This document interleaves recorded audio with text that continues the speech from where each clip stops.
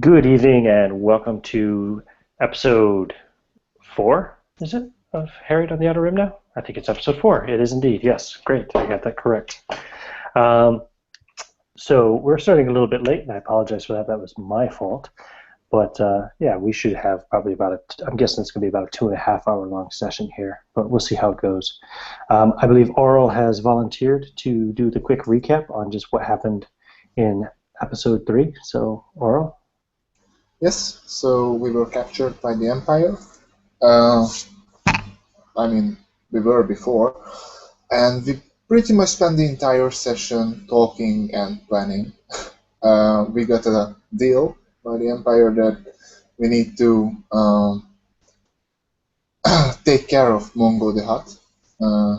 They would help us in that. And during the way there, we figured out that our ship is loaded with explosives. And the Empire's plan is to detonate our ship inside of Mongol's ship, and we decided to fuck that. Yeah, they also gave you guys that small device that you're supposed to set off somewhere near the shield generator. Yeah. So we got a device that destroys their shields, and the bomb would explode their hangar bay. But I don't think we are going to do that. So. Well, I do have the plan written down, if that's any use. Very good. Do you want to read us the plan? What your new plan is? Okay, the plan, as far as I was aware, and what we posted on the sort of Facebook group and agreed on, is we're going to put some fake astro-navigational data into our R7 unit.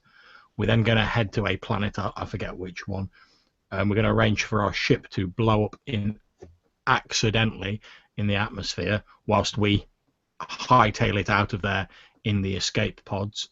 We're then going to make our way to the planet, either book passage off-world or steal a replacement vessel. We're going to lie low until the Empire thinks we're dead, change our names and appearances, etc., and then get back to doing what we do best. Smuggling. Hopefully magically erasing all of your obligation that you've had to suffer to date, I presume. Okay. And yeah, apologies. I don't have the name of that planet handy, but I'll find it momentarily. It's on the map. So, and I just want to actually pull up the obligation chart. I don't think there was no changes in obligation last session, since it was pretty much a social and planning session, kind of figuring out the tricks and stuff of the. Oh yeah, I do have it here for session 4. So, would you like us to roll for the destiny points? If you guys do that while I get ready to make the obligation roll, that would be fantastic. Boom, one light side. Uh-oh, I have a problem. Dark side. Oh, there it is. My apps weren't coming up, but now they are. Okay. What did you get, John? I got one light side. One light side. What did you get, Jenny? One dark side. Okay, Rufus got one dark side. How about yourself, Andrew? I got 2 light side. Yeah, boy. Okay, so you're going to start off with 2 dark side and 3 light side. The Force is with you for the moment, but we know how quickly that can change. Okay, now for the obligation roll, I will roll a percentile die. Oh, and I got a 6. 6%. So that comes up on Yon Fade. I think that's the first time we've triggered your obligation. It's you only have one. It's your bounty. So you've been thinking about what you heard about Roar Oro looking for you back on Thyfera. You only missed him by about, half a day? And in fact, as a matter of fact, you've probably heard some rumors, because he did try to steal your ship and was then picked up by the Star Destroyer Admonitor. And he supposedly is on this ship currently, the same ship that you're currently on. So it's probably kind of stressing you out a little bit. So you will suffer two strain for the duration of the session. Everybody else suffers 1. The bounty hunter who's looking to capture you and bring you back to the Mandalore, dead or alive, preferably alive, is on this very Star Destroyer that you've willingly brought yourself to meet up with your companions. You didn't know he was here at the time, though.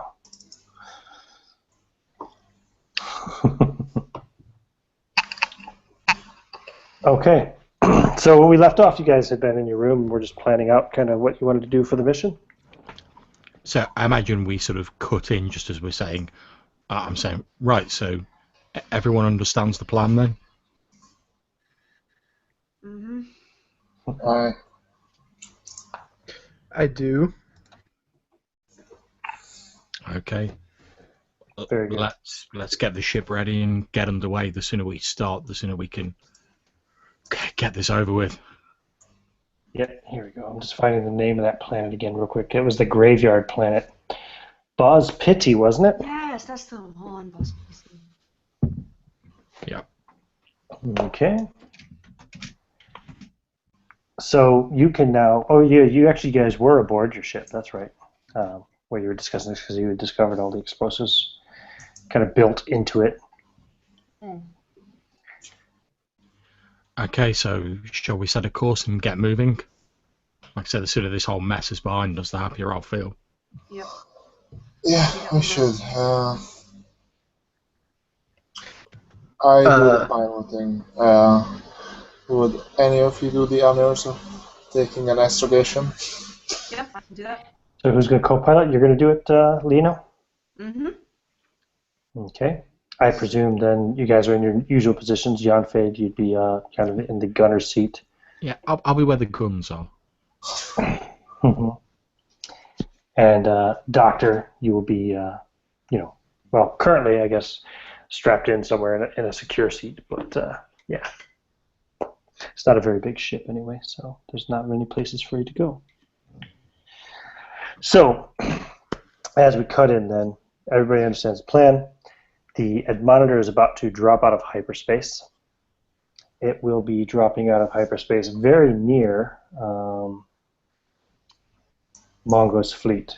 So essentially, you guys will jump back into the hyperlane for literally like 10 minutes to get to your nearest point to Mongo's fleet, because they want to keep their attack force nearby. And you are, let me see here, that would put you looking at this hyperlane. Yeah, you're about, how many hours would that be?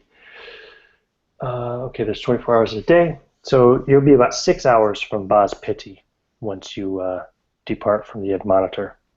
Once you drop out of hyperspace near actually where Mongo's fleet is meant to be, so you probably want to, I assume you guys will want to drop out of hyperspace there and then head straight for Boz Pitti. Oh, so Yes. You don't have to. I'm just saying that's what I would assume anyway. You probably don't want to go straight from the Admonitor because they'll realize, hey, wait a minute, why didn't they jump back into hyperspace as per the plan? I'll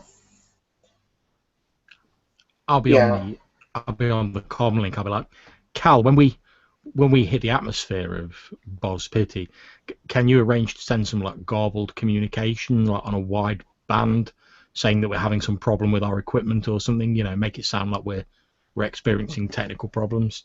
Yeah, sure, I can do that. Okay. So the Admonitor drops out of hyperspace. You are then cleared to take off from the hangar bay. Captain Park himself will come over your comm as you're, departing from the Star Destroyer and say, "Good luck, Captain. The Empire has a lot riding on your success within this mission. We look forward to hearing from you very soon and seeing you again as soon as possible." The feeling is mutual, Captain. I'll come on the private ship's comms and I'll be like, the Emperor can kiss my Leku. I just hold my head and start flying the ship out of the hangar bay. Mm-hmm. And Lino, when the coordinates are ready, just hit it. Let's jump to hyperspace. You can do so, and sure. as you pull away, you can see the large silhouette of the Admonitor kind of behind you. She hasn't launched any of her support ships. She's just there by herself for the moment to keep as low a profile as possible. Yeah, and it won't. I'm not going to make you make investigation checks or anything for this. It's pretty standard, run of the mill. You know exactly where you need to go. Like I said, it's only about another 10 to 15 minute jump to where you have to drop out of hyperspace anyway to set a course for Mongo's fleet. Now, Mongo's fleet isn't really. It's not like a super large fleet. It's literally like his. What was the name of that ship? His Cossack class frigate, the Palace, and a couple of support. Frigate, like not frigates, but support ships. Actually, they would be very similar to the Kraken. Quite possibly even crate gunships themselves. Yeah, that weird sound, that feedback keeps hitting back. Is that your phone still, Jenny? No, that's from Rufus. Oh, it's coming from Rufus. Rufus, do you have a phone close to your computer or something? Not anymore. Okay, yeah, that's what it was. Sorry about that. Okay. It does sound like a rad detector, doesn't it? Kinda. Now, if time is a really limited factor, Zool will get on the comm with Cal and say, Captain, what should I try to salvage of value to put in the pods? Everything you can move. Aye. Probably And, your money. yeah, I mean, if there's some kind of valuable component that I think I can pry up that they won't be looking for in the wreckage, I'll take everything. Anything I can take that we can sell. Okay. As far as like major ship components, probably not too much you can take. You want to take all your medical supplies, of course. You want to take all of your money that you guys have made. Yeah, you might want to take some of the missiles, because I think you had what, about 30 missiles aboard as standard armament. So Like, maybe that's not the best idea. the only problem being, if you do take the missiles of the escape pods, yeah, that could cause instability issues. Zool will say, we have a lot of missiles, Captain. Should I try to take a couple of them in my pod with me? I think the missiles you carry in your pants are enough for this mission. So that's a no. I'm thinking this is a four-man ship, right? So standard, well, usually it's 2 crew and two prisoners or something like that is the kind of the standard crew complement. So I'm thinking it would probably have maybe 2 escape pods, and that'd be it. I think just one. It's a small ship. Yeah, I don't know. I mean, did anybody ever see how many escape pods did they have on the Millennium Falcon? Did they have any? 2. 2? Okay, and I guess this ship would be... Oh, no, it's got the same silhouette, doesn't it? Yeah, but silhouette is kind of... Yeah, I know, it's a mechanic, but... Well, I'll say this. If you want to go with 2 escape pods, I'm going to try to take some risky stuff in the pod I get into. Not a lot of it, though. Okay, I'm not traveling with him. Zool will say, Captain, these missiles are worth quite a bit of money. Perhaps I could take maybe just 1 or 2? No, Zul. No. Fine. Think of how you're gonna carry them. These are huge, like ship-sized ordnance. Like you can't carry them on your back. Cal, there's a reason that I work out as much as I do. Have you seen me without my shirt on lately? Yes, I have several times. All have. Carry a missile, that's easy. And Who concussion is, missiles at that, not just any old missiles. Who is going to be in the escape pod with Zool? Not me. I'm not going to take them. It's too dangerous if they're not aboard. Fine, I'll go in the escape pod with Zool. Someone's got to keep an eye on him. Okay, so we have Lino and Cal in one escape pod, and Zool and Yonfade in the other. Yanfei, do you have any thing to add to Zul's idea of bringing the missile? Are you still opposed to the idea since you're his passenger or whatever you call it? His. I'm not opposed to the idea of him bringing missiles with him. If he brings them, he brings them. As long as we get down to the planet in the pod, I'm happy. Plus, Excellent. there's no way Yon Fade objects to someone going, any chance we can cram some more guns into this escape pod? Excellent. Yeah, I will cram in some missiles then. What? I don't know much about the planet, like none of us do. So I think as much provisions, Mm-hmm. much, not many, right? As we can cram it into, like from the ship to the escape pods.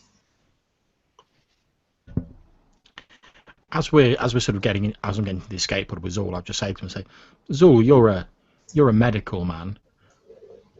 This idea we've got about disguising ourselves and changing our appearance, is there any possibility you'd be able to change my skin pigmentation?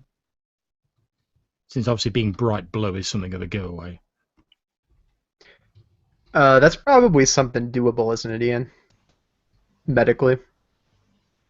Yeah, I think you could if you had the right stuff at hand. You could do so. Yeah, so Zool will say, it's a pretty good idea. I think with a little bit of study I could do such a thing. Good. I certainly think it'd help avoid attention. After all, I'm pretty noticeable. I was thinking of changing my hairstyle. You really think a simple change of hairstyle will conceal your identity? Perhaps. I don't know. Well, Maybe let's concentrate on electronic getting to the planet. something. Okay. We'll worry about that later, but I just wanted to check before we set off, because this whole changing our identity thing has got me a bit concerned. But I know we've got to do it. Modifications will be possible. As Okay. I'm straddling... Let's see, how many missiles can I fit in there, Ian? I think you probably fit 2 in there, and it'd be pretty tight for you guys then. Alright, I'm going to straddle that second missile in as I'm telling him that. Mm-hmm. Well, I hadn't expected the escape pod to be quite to this intimate, but if it gets us down to the planet, I suppose. I have a good feeling about this. Oh, well, that makes one of us then. As I sort of close the door to the escape pod. Now, did we jettison the droid? Oh no, you haven't said so yet. I'm assuming Cal's doing it on his way to the to their escape pod. Mm-hmm. It's a small droid. I can see. It'll be fine.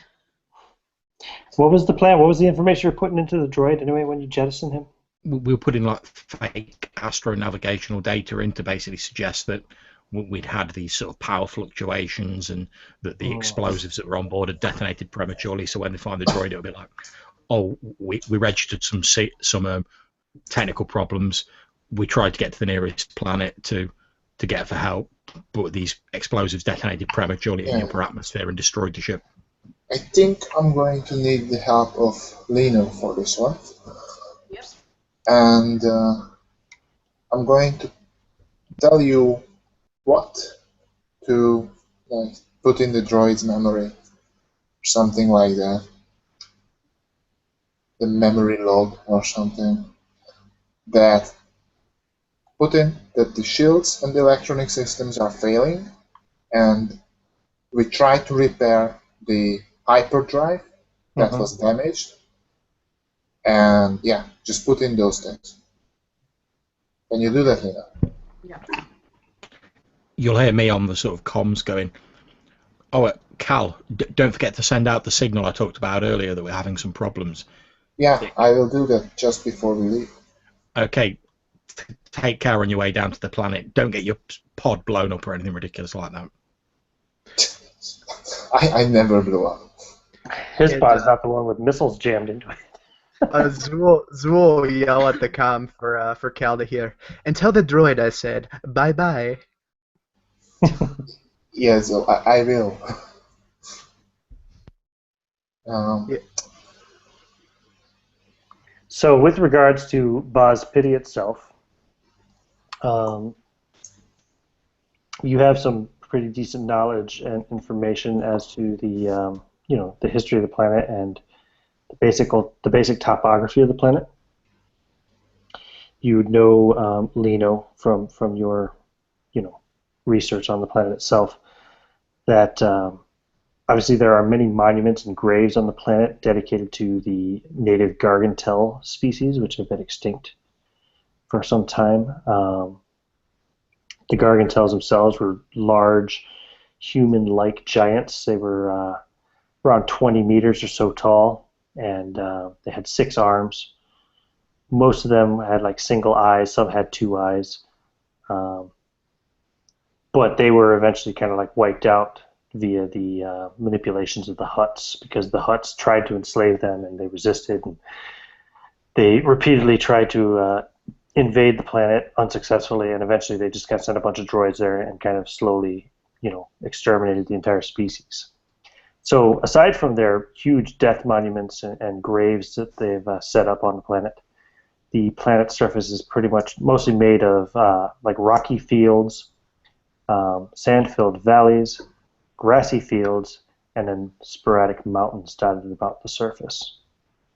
So if you have any kind of idea as to what kind of terrain you want to target for, let me know. I think grassy fields. Yeah. Yeah, I think we were just planning on sort of putting ourselves down as near to a sort of a settlement, so we've only got like a little bit of a walk to get to a settlement or something on those Near lines. water, preferably. Like a river or something. I'm sorry, what? You're a little bit muffled, Oral. What did you say? Near water, if that's possible. Yeah, Near I was a just river going to say or near something water. like that. Yeah. Okay, yep, fair enough. If you would like to give me, as you guys are, now this is when you have kind of diverted from your original course. So, like I said, it's going to take you, what did I say, about 6 hours to get to Bosfity. Um, you can start to plan that if you'd like to give me an astrogation roll, Lena. Mhm. Given your great amount of information you gathered last session, because you made a pretty decent roll on your knowledge skill to do so, you can just make it difficulty 2, Mhm. so 2 purple dice. And yeah, I'm not gonna. Well, it's up to you. Do you want to upgrade? Use a destiny point to upgrade? No, I'm going to save that. I think the droid is assisting before we blow it up. Sure. I'll give you. What is your astrogation? Astrogation is 2 yellow for me. 2 yellow. Okay, make it 2 yellow and a green since the droid's assisting you. Cool. Okay. Nice. Okay, so you got 2 successes and 2 advantages. So you'll be able to find a pretty decent spot on the planet and make the right plan so that as you approach the planet, you'll do so at the right speed and trajectory to eject those pods and land ideally near water in one of the grassy field areas of the planet itself. Okay? I think I will give the Mayday message before we leave. Or Cool. is that later? When do you want to give it? Like I said, you got a 6-hour diversion. Okay, right before we make the ship explode and stuff. Okay. So you're going to wait until like 20 minutes or so before, or 15 minutes before? Yeah. Okay. No problem at all. As you approach the system, what was the name of the damn system again? It is called. No, it's the Bospity system. Apologies. As you kind of approach the system and you're entering the system space and setting your course for the planet itself. Lino, would you give me a quick computers check, difficulty 2 again? Mhm. Okay. Okay. Nice. You got a success and an advantage. So you momentarily pick something up on your sensors, your scanners, near the planet that you're pretty sure was a ship. Looked like possibly freighter size, so not much bigger than your own gunship. But it quickly kind of disappears shortly after you arrive. You have to just pick up on it, and then it disappears from your scanners. Can I tell how close it's to the planet? Yes, and given the fact that you rolled the advantage on your computer's roll, I'm going to say that you are pretty certain that it was in orbit of the planet, and that it must have landed on the planet, or else hiding behind the planet somehow to avoid scanners. But it's definitely, it was in orbit of the planet when you first popped into the system, and now you're pretty certain that it has gotten closer to the planet one way or another. Okay. It has not like left the system. It didn't jump into hyperspace or anything of that sort.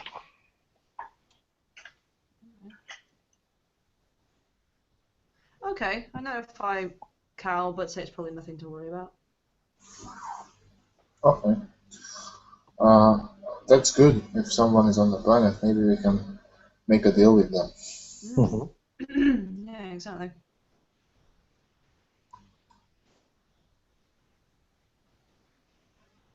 Okay. So you continue to approach. Where are you going to jettison the droid? Just before you blow up the ship? Away from the Away from the planet, explosion, yeah. and the planet to like outside the space. Mm-hmm.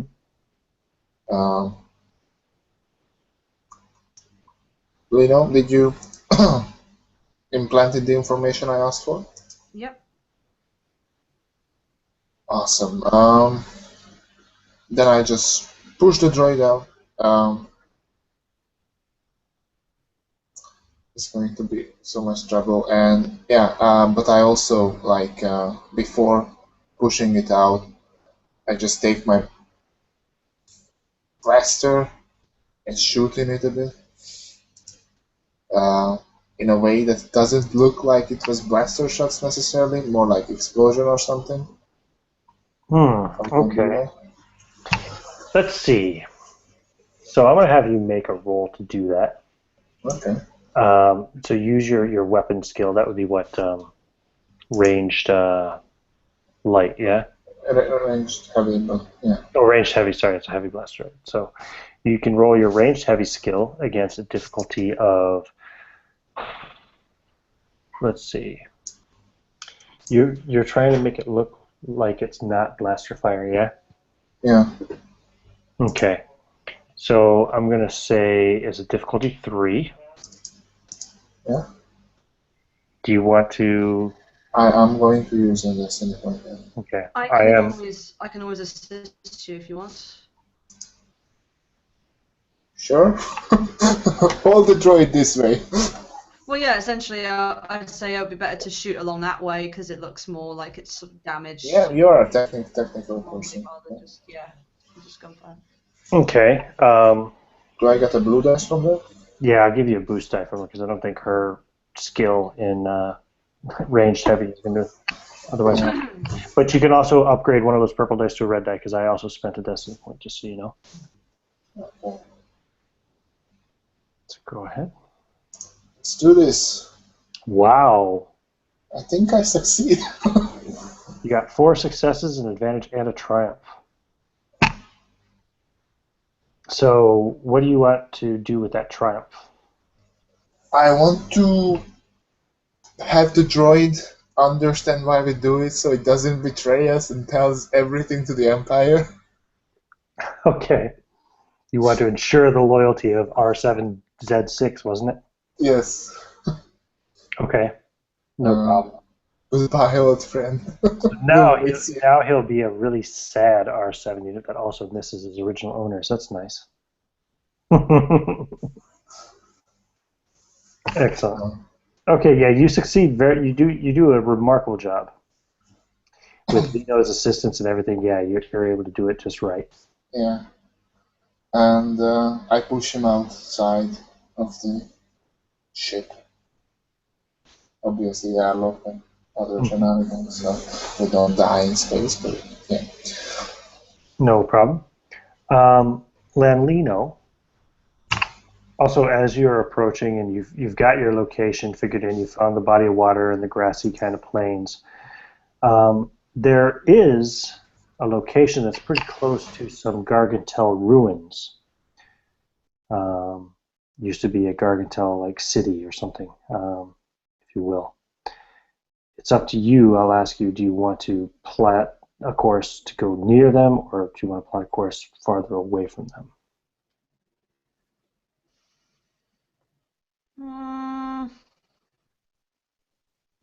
I'm kind of interested to go closer.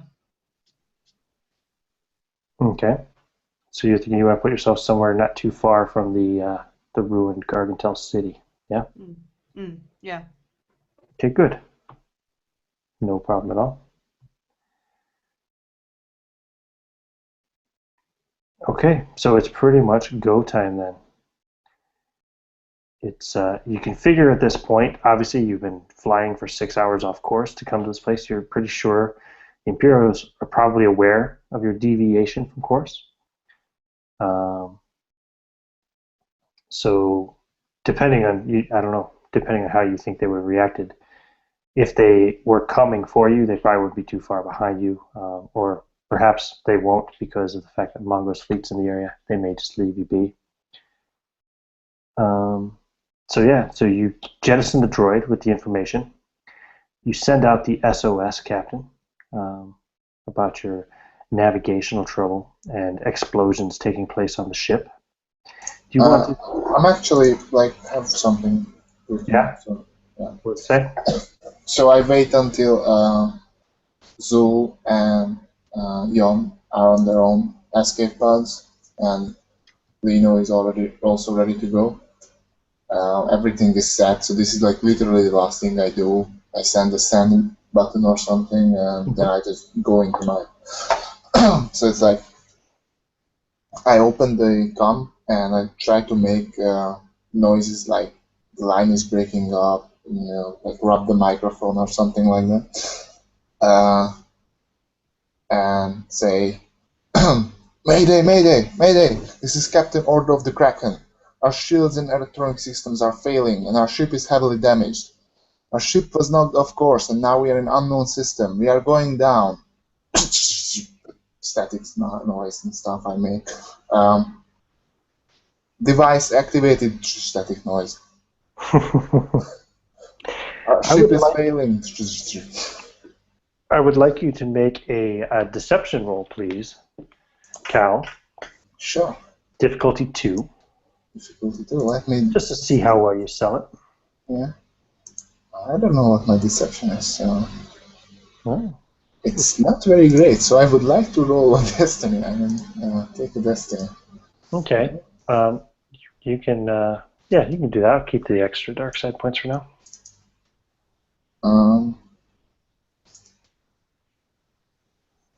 Really good. So you got 1 success and 3 advantages. Okay. So you're pretty satisfied with it. Pretty happy with the way it turned out. So your mayday is sent. Oh yeah, I presume you guys set up some kind of a triggered explosive that you could set off remotely in order to set off the ship, yeah? Okay.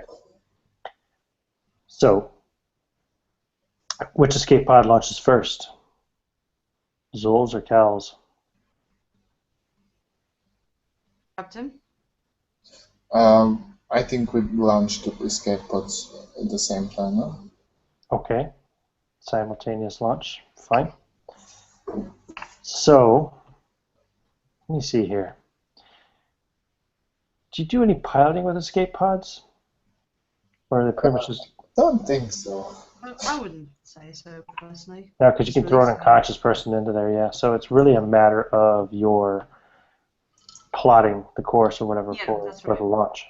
You plot where you want to land, essentially, and you just let it go.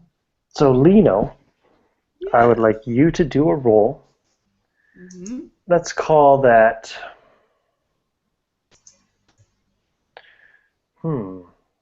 I'm going to ask you guys. I'm going to ask the committee what you think skill would apply to that, because I'm thinking it could be a piloting skill, or it could be just like an astrogation skill. Technically, I suppose, although it's really just more like launching from a ship to a planet. I think it's not astrogation because astrogation deals with like mapping between the stars and stuff. Yeah, I'd say piloting is more appropriate. Yeah, piloting or Probably piloting. piloting planetary. Yeah, I'm thinking, would it be more of a planetary piloting than a space piloting? Yeah. Yeah. Since you're launching from orbit to a planet surface. I can do that. Make that a difficulty of 2. But now, well, I'll tell you, I do plan to upgrade the difficulty, but you also get to determine whether or not you want to. Yes, I'm going to upgrade. Okay, so we're back to even Steven again, pretty much. So you got 1 purple and 1 red for your difficulty. Okay, 1 purple, 1 red. Okay, so just give me a hand with this. Normally it's 1 yellow and 2 green for me, so how would I upgrade that? So it just goes to 2 yellow? Yeah, if you're upgrading it, then it's 2 yellow and a green. 2 yellow and green. Instead of 1 yellow and 2 green. Okay, that should be fine then. So 1 purple, 1 red. Boom. Oops. Not great. Okay, so 2 failures with 3 advantages. So there's no despairs in there. So you're not going to have any terrible crash landings or anything of that sort, causing, say, missiles to detonate or anything. However, you're not going to make your exact target. So the failures obviously is going to be the fact that you're going to be off target. You're not going to land exactly where you plan to in the plains near the water. You do have 3 advantages. So I'm going to say that even though you're off course, you're not going to necessarily land in any kind of a life-threatening situation. You're not going to land in the middle of the lake or something. So what I'm going to say instead is that you're going to actually crash into the ruins themselves. Well, crash land, if you will. It'll be rough landing. It'll be off target a bit, but nothing life-threatening. Okay. So as you guys are in the escape pods and you feel the vibrations once they launch from the the Kraken, Captain, I presume you have the switch. I do. Mm-hmm. Okay. You can feel the escape pods entering orbit. The speed is rising, and the systems are activating to counteract the extreme temperatures from the outside. I wipe a tear from my eyes when I press the button and watch my ship explode. Okay, and here it is. Have one last look, everyone, at the Kraken. Oh, yeah, that doesn't work very well. Well, you don't need me to do that. You can all see it there anyway. And she goes up, yeah, the explosion just tears through. Basically, they had the entire hull lined with explosives. So it leaves very little left of the ship. And most of what was left of the ship is going to be entering orbit independently and crashing into other parts of the planet, etc. But not where you guys are landing, because you didn't have any spares or anything to warrant that. And yeah, unfortunately, you have no communication between each other as you're in the escape pods. Your comms aren't working very well, probably just from the stress of the situation, entering orbit, entering the planet's atmosphere, etc. So it's a pretty shaky ride. You're all shook up pretty bad, and then there's the really horrific kind of crashing and the jolting as you crash down amid these gigantic ruins of this once city of these, what's 20 meters, like 70 feet tall giants or whatever.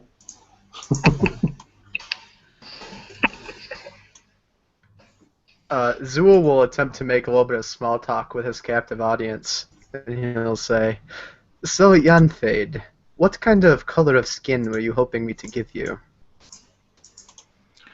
To be honest, Doctor, I'm not really concerned about the exact coloration as long as it's different from the one I have at the minute. That's the point of disguising myself. I don't know, red, green, whatever. If you are very committed to changing your appearance, perhaps I could give you some Leku reduction. I'd rather not go for gross physical alterations. Just the colour will be fine, Doctor. I appreciate your enthusiasm, but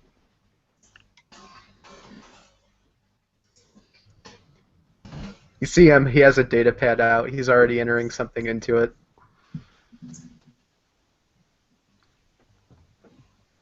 Okay. Yep. Making your plans. And then the proximity sensors alarms start going off, and the horrible alarm sound that basically means brace for impact echoes throughout your tiny little escape pod. Here we go. And you land with a pretty terrific and body-shaking crash. Not bad enough though to set off your missiles. You're relieved when you finally stop moving and you kind of open your eyes and look, and the missiles are still sitting there in the pod. The emergency lighting has come on. There's very little system power left in these pods. They're really not meant to last much beyond re-entry and safe landing. I'll look across as we land just to like check that the doctor's still like secured and he's not been injured, and I'll obviously check myself over to make sure we've not sustained any major injuries as we thump down in this escape pod. Yeah, Zool will look a little bit aloof as kind of the dust settles from the pod. I think we've arrived. Well, I think that's a fairly safe assumption, Doctor. Let's get the hell out of this escape pod, find the others, and put as much distance between us and them as we can. Agreed. So yeah, I'll get up and make my way to the door. Okay. And as you open the door, you kind of can see these old ruined buildings. They're massive. Just imagine if granted, okay, they're not like huge skyscrapers or anything of that sort. They were probably only the equivalent of like 2-story buildings for the Gargantels. But if you keep in mind the fact that the Gargantels are more than 10 times the size of the average human, you can imagine what they look like. Made of these very dark kind of stone and rock from this planet. The sky itself has kind of an almost greenish yellow kind of tint to it, and it's very, very cloudy. In fact, you could probably even see what looks like a daytime. Now, granted, it's overcast and kind of cloudy, so it's not like a big bright day, but you can see what you would think of as kind of like a daytime meteor shower cascading over the planet. Which you're probably fully aware is the remains of the Kraken. Yeah, so right away Zool says, "It seems that our astrogator made a little bit of a miscalculation." Hell, we're all alive, Doctor. That's more than I was expecting, to be honest with you. Hopefully there isn't any predators on this planet. And I'll draw my little pearl-handled holdout blaster. Because that's going to save you anything on this planet. I mean, look at the size of this building. At which point I'll sort of heft my very non-small gun and I'll be like, it's all right, Doctor. I've got hostile wildlife covered. Zool will look a bit disappointed and say, "It's not the size of the gun, but how one uses it." Whatever helps you sleep at night, Doctor. Do we see the other pod in close proximity? Yeah, you'd see some smoke rising up from where it crashed, say about 20 meters from your current location. What's going on in the other pod with Cal and Lino? Jeez, I almost called you Carl. I check on Lino. You're right. That's certainly the bumpiest landing I've ever had. Don't look at me, I didn't plan this. I'm not blaming you. It's just an observation.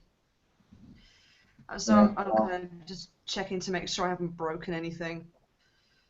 And then I guess I just clamber out. yeah. Get your stuff and let's get going. I don't like the look of this place. We should probably find that ship or where it was headed, like you saw, as soon as possible.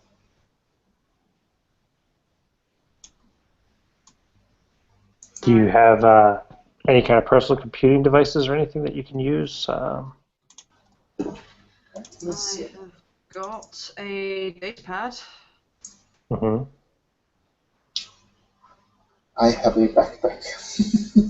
A datapad, would a datapad have, like, I don't know, scanning technology built in? It probably wouldn't. No. No. No, there is an item called scanner. Yeah, okay. So, Yeah, I haven't got a second. okay. Do you want to?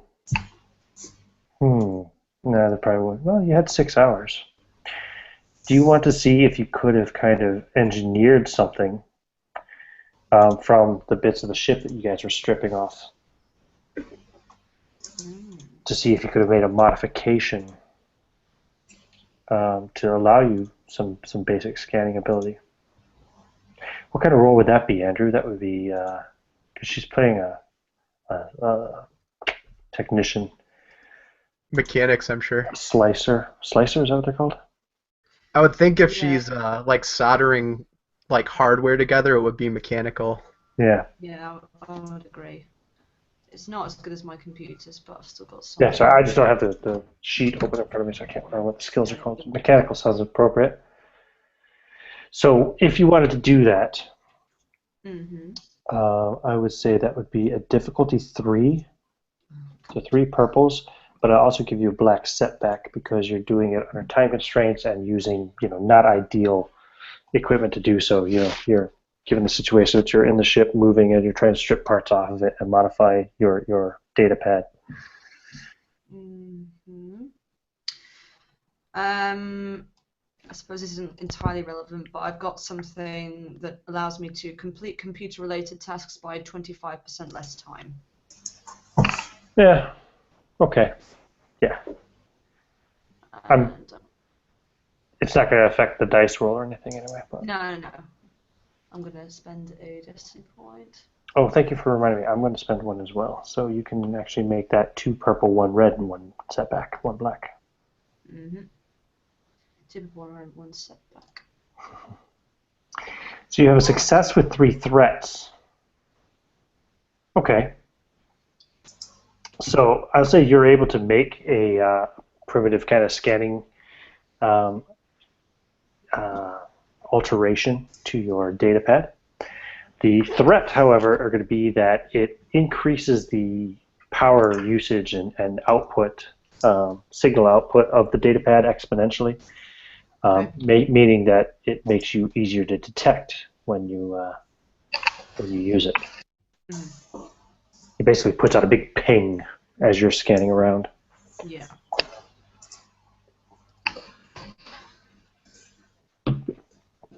Okay, cool.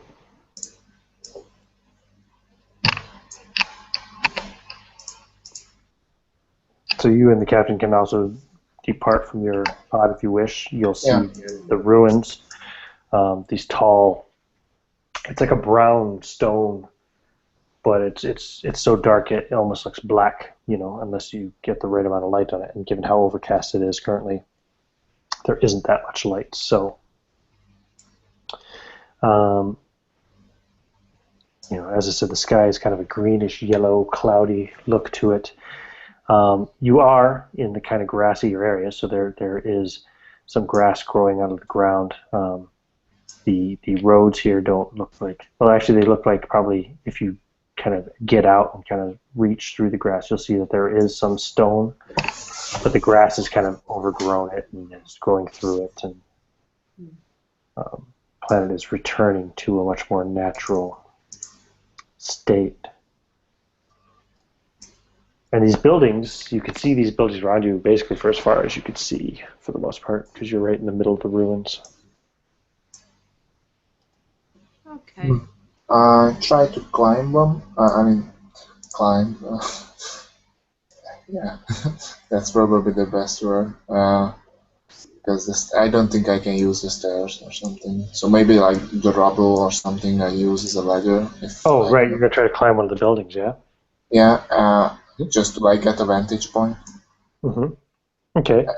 There's a climbing skill, correct? Or what is there, like an athletic skill or something? Or Yeah, yeah. athletics. You can roll that at a difficulty 2. Now that I think of it, I search for Yon with my eyes.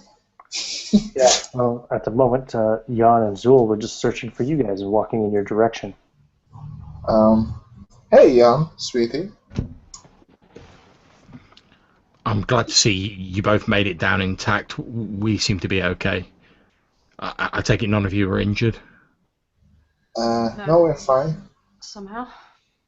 Good. I was just saying to the doctor that we should try and put as much distance between us and the landing site as possible. Definitely, but we're also going to need to scout the area, and you got those big, strong arms. I think you should climb up on one of these buildings and look around. You saying Awesome. that to Zool or Yamfid? Yeah, I'm fade, but That is a good idea, Yanfade. I could give you a little something to make you more athletic. Perhaps a dose of adrenaline. Sure, Doc. Hit me up. Yeah, so I will take out my syringe and squirt a little bit out of the end of it, and then say, "This only hurt for a second," as I stab it into your arm. I'll be like, Okay. well, just let me know when you're gonna. Now I've got to make a difficulty 2 medicine check. Let's find out if you hurt or heal, yes? Alright, do you want to modify that pool? I'm not going to do anything to it. No, I'll let it stand as is. Okay. You need to upgrade the difficulty on it. 2 advantage.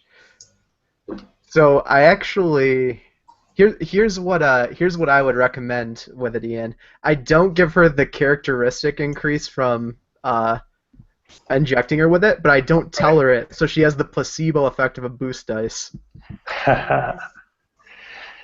Okay. Yeah, because normally it would give her an upgrade. yeah. Yeah, give a characteristic upgrade. I'll allow it because you failed in the original intent, but you still got a couple of advantages. So yeah. So yeah, The only thing you've actually boosted is her confidence. But I'd play it off. Chat a bit and I'll be like, oh, that's good stuff, Doc. How much of that stuff have you got stashed away, if you don't mind me asking? Quite a bit. The Imperials taught me to keep a full stock. Well, who'd have thought we'd ever find something that me and the Empire agreed on? Anyway, time for climbing. nice. Okay. And, I'll sort of stop. I'll go, Cal, which of these ruins do you want me to climb? Any, we just need to get to see all Right, of it. that one there looks like it'd be a good vantage point, and I'll start looking around for handholds and then steadily sort of like climbing my way up. Okay. So Strap my gun to my back, obviously. it'll be that athletics skill. Difficulty 2 purple. It's not overly difficult because these old ruined kind of cracked stones and stuff give you plenty of opportunities for handholds, etc. Okay. That is 3 successes and a threat. Okay. Excellent. So you are able to climb up. You get to the top of this building, and I'm going to say, let's see, if these things were, say, 70 feet tall. Mm-hmm. So this building, I'm going to say, is about, trying to figure this out exactly. Yeah, this building will be about 3 to 4, nearly 400 feet tall. Okay. as I'm sort of like scaling it up, I'll have my sort of like binoculars sort of easy to hand, so when I do make it to the top, I can use those to try and like scan around. Mm-hmm. And I eventually sort of, it takes me quite some time due to the massive height of this building, but eventually I start sort of like getting near the top, and I'll be looking around for a handhold or any like ledge or anything I can pull myself onto for better purchase, so I can stabilize myself and scan around with the binoculars. Right. Now, this is going to require yet another roll. Mm-hmm. Oh yes, I'm sorry, I don't know if you saw Andrew's note, you took 4 strain from the STEM application. Yeah, that's fine. Okay. So this is going to be a perception roll. And it's going to be difficulty of 3 purple with 1 setback. It's the setback due to environmental conditions. No, the setback is due to, it wouldn't be considered an environmental condition. Why? What do you have exactly? I have an ability that allows me to remove a setback dice imposed due to environmental conditions. Oh, because you're a Twi'lek thing, yeah? That's right. Yeah, no, it's not anything to do with the planet's environment per se. It's something unnatural in a sense. I think I will spend one of these. Okay. Red, 1 setback. Did that? Yeah, it that's turned fine. Can I get a boost dice since I'm using specialized binoculars equipment designed to help me see things good? You certainly can. Splendid. And you know what? You can have another boost die because of your excellent positioning, because you did climb like the tallest building in the area. So that's 2 purple and 1 red for the difficulty. Is that right? 2 purple, a red, and a setback. Okay, that's cool. Plus 2 boost dice. Okay. There should be all kinds of dice. I see nothing. Yep, you're looking around, you see ruins. The ruins don't go as far as you can see, obviously, now you're up here with the binoculars. It wasn't a particularly large city by the Gargantel's reckoning. Of course, it's quite large by you guys just because of the size of I'll the building. shout down to the rest of the guys and I'll be like, all I can see is ruins as far as the eye can see here. My binoculars aren't any good. I think the focusing lens must have got knocked out of alignment when we crashed in the escape pods. You do see some mountains off in the distance in one direction, which we are just for simplicity's sake going to refer to currently as north. And off to kind of the east, you can see there's a large body of water, but it's quite a good distance away. You reckon it would take you several hours to walk there. I say there's a lake a few hours travel to the east, and some wicked tall mountains to the north. They're a fair distance. They look really high, very, almost impassable, but I can't tell at this distance. Like I say, and I'll sort of be banging the binoculars a bit. That's all I can say. Well, the fact we're only a few hours away from the lake makes me feel a little better about myself. And I'm going to start scanning for life forms on the ground. Since I have no intention of climbing a giant building. Okay. So that would be a computer's role, do you guys think? Is there a better skill for using a scanning device to scan your... I think computer's probably most appropriate. Yeah, that or perception, I think. Yep, we'll go with we're gonna go with computers, please. Computers, scanners, computers in the room. We're going to make it difficulty 2. Mm-hmm. Okay. Anything else? No, that'll do. All right. Okay. So you turn it on, boop, makes the noise, you're getting it ready. It starts to scan the area. It lets out its big ping. And then you get a bunch of basically feedback coming back to you. And because you got your 2 successes, I'm going to say that allows you to kind of figure the source of the problem. Because at first you probably just think, oh, this thing's not working right, tap it on a bit, check it out. But actually it should be working just fine. You're able to quickly determine that Well, you're actually being jammed. Somebody is jamming your scanner. Okay. If possible, I want to try and nullify the jamming. To like overcome it. Yeah. It's essentially sort of defending my computer. Okay. Scanning is perception by the way. Oh, sorry. So next time we'll use perception for scanning. Okay. Well, so you're trying to overcome this. So I'm going to give. This is going to definitely be a computer's check as you're trying to power the blocking. The difficulty on this is going to be 3 purple, and I'm going to give you a setback die based on the fact that the person that's whoever it is that's blocking you, that's jamming your scanner, obviously kind of has the initiative in the situation. They started jamming you before you started scanning and stuff. So. Okay. I'm gonna upgrade one of my dice. And boom. No, you try, but you're just unable to do it. As much as you try, you're trying different bits, trying to boost your signal in different ways, trying to change your frequencies, etc. But whoever it is good. They seem to know exactly what's up. They managed to block you on all frequencies and all signal boosts. And you're actually at danger of kind of frying out your data pad if you don't shut it down. Yeah. I'll shut it down. Can I just check? Would that have counted as decrypting communications?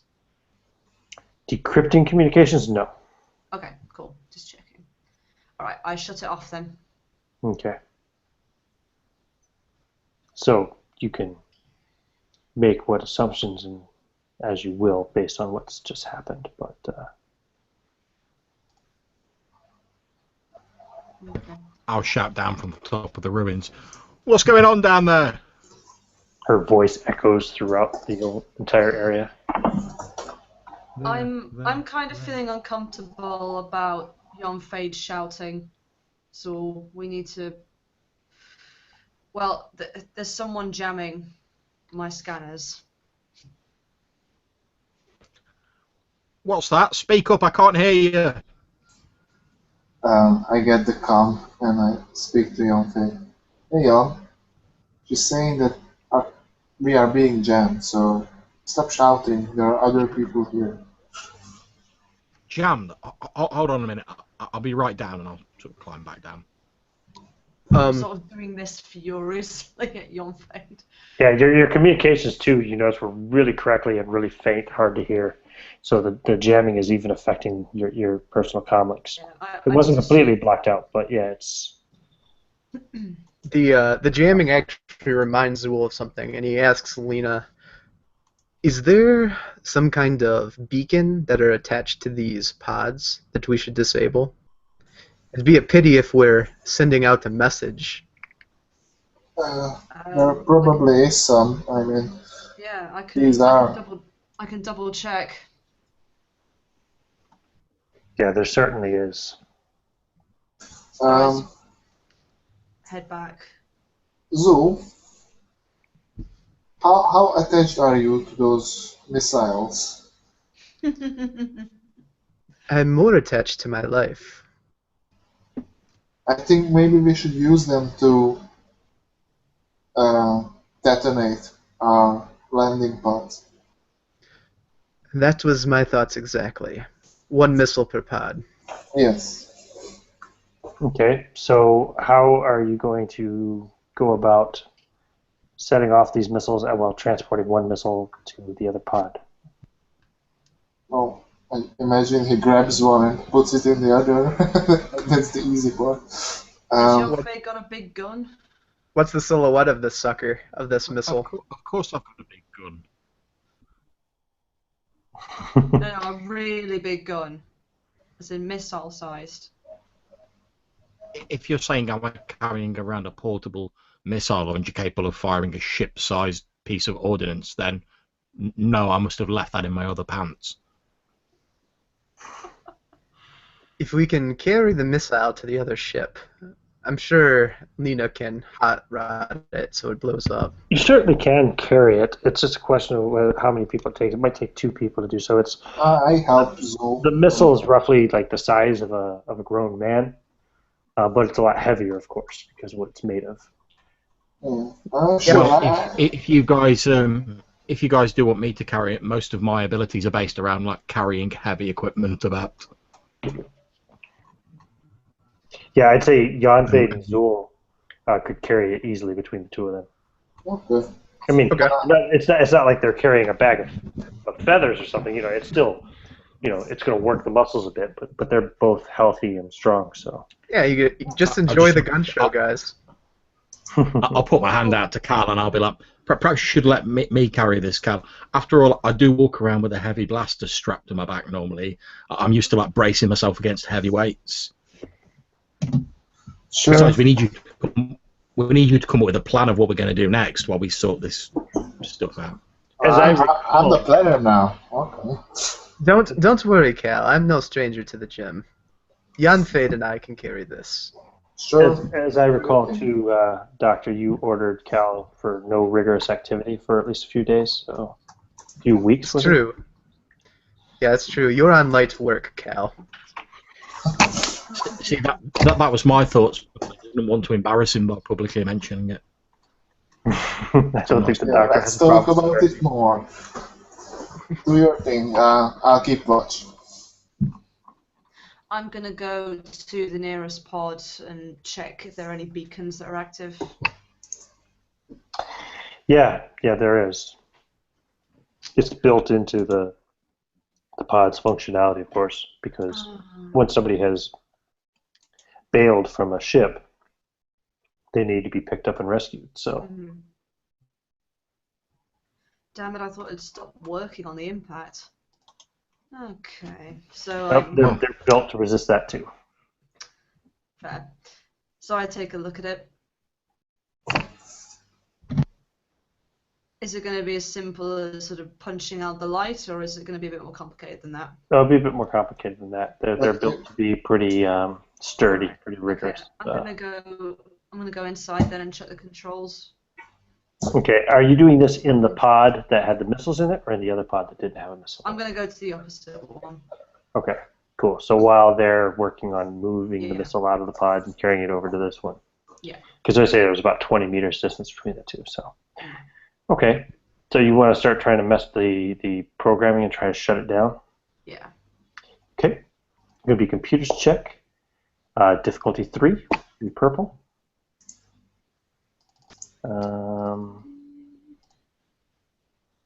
Yeah, I'm not going to give you any setbacks or anything on this. And let me see, what is our destiny point situation? Yeah, I'll spend a destiny point to upgrade one of those purple dice to a red. Right, I'll spin one back then. May the force be with you. Nice. Success in career adventure. Yes. So you're able to shut that one down. Cool. Man, I had some interesting stuff planned if you failed at that, but... Alright, so I'm gonna, as soon as I've done that one, I'm gonna start moving towards the other pod. Okay.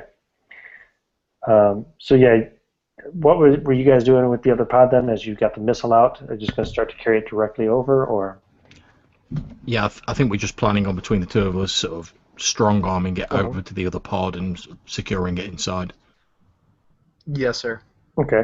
So as you're doing so, you will cross a rather chuffed-looking Lino coming out of the other pod. I just sort of, I won't pause because obviously we're hefting this heavy weight, but I'll say, everything all right? You look quite pleased with yourself. Yeah, the beacon shut off. All done. Just one more to go. That would have Excellent. been. Zool says that would have been rather silly of us to leave the beacon on.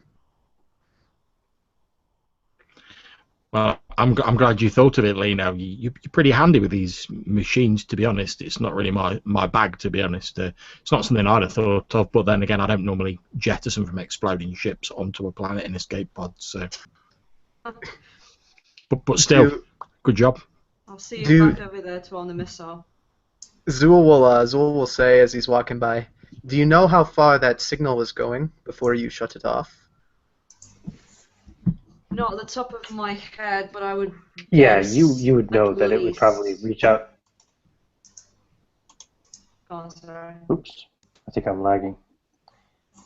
Can you guys hear me okay now? Yeah. Yep. Sorry. Apologies, I was lagging out there for a minute. But you would know that that signal was strong enough that any ships in the system would have been able to pick it up. Oh, really? Oh, wow. Okay. In the star system, not like, it wouldn't reach beyond that. But if anybody Yeah, else was in the Boz Pity system, then they would get more than I enough vision. thought. Okay. Do you think we nipped it before anybody saw it? Hopefully. And you can see me sort of speeding up towards the other one, since I'm aware of Okay. the clock. Okay, so as she goes over to that one, what do you guys do? You take this missile aboard the escape pod that she just hacked, essentially? Oh yeah. Oh yeah. Okay. And what's the process now? How are you trying to set these up to blow? I'll scratch my head and look at Yanfade and say, we could just fire shots at it, but it'd probably be better served to wait for Lino to come back. Yeah, I think that's probably a good idea, Doc. I mean, yeah, if it comes to shooting at it, I'm pretty sure it's a giant missile. I can hit the damn thing, If but you're Commissar, I'll be I'm not an like, explosive "No, expert. you are not doing anything with that missile until I get back." It's fine. It's fine. I'm not saying I am going to shoot it. I'm just saying if it comes down to that, I can do it. But to be honest, given how near we are, I'd rather not. Yeah, we're kind of like two rednecks looking at a fire with a can of gasoline. Yes, I think we should wait. Okay. So, Lino, you can make the same roll again then for your... Mm-hmm. oh, yeah, and I will spend another destiny point just like last time, so it's the exact... Well, unless... Oh. So, wait, so two purple, one red then, and again, I'm gonna do one for me.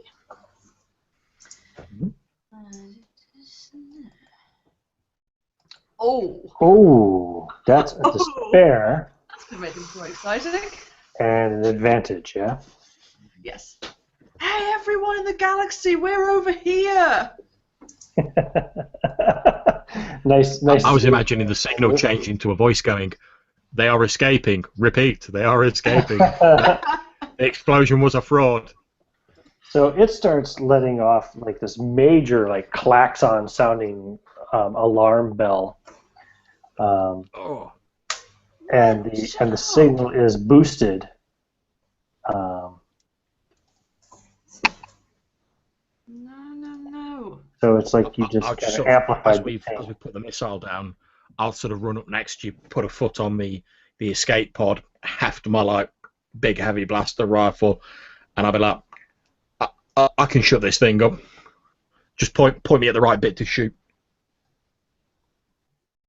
Yeah, so I kind of think for a minute, is that a good idea? But considering the klaxon, I'm assuming has a sort of an automatic sort of thing. It can't really be shut off because it's an emergency klaxon.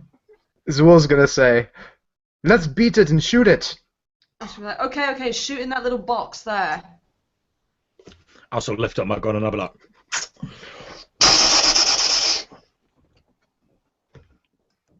and I'm going to shoot the indicated metal box because I've not got a fucking clue where the circuits are. At what range? I'm just going entirely on what Lino said. Well, basically, as far away as I can get and be reasonably confident of hitting it. Okay, since you're trying to shoot a box inside the actual escape pod itself, you won't be able to get too far. So I'd say make an attack roll at what is it? What are the range increments again? Is it short range? Close range is when you're like right up next to it, right? So short range. That's engaged if you're right next to it. Engaged. No, that's combat. That's Yeah, melee close combat. as Short, a starship. Short, medium, or long. Yeah. Okay, so what difficulty do you want me to put on it?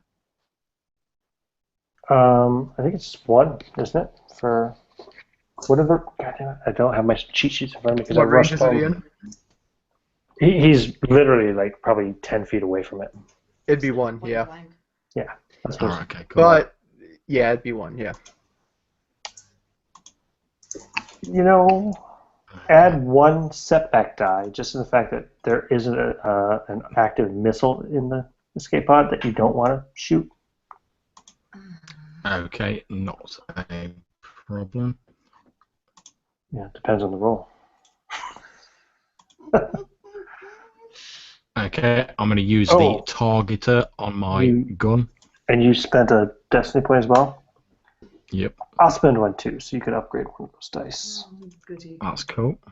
Don't want the balance swinging too heavily one way or the other. Boom! That's, yeah. 5 successes. 5 successes. You shoot the shit out of it. Of course, you did get a couple of threats, so we could. Can I make a suggestion?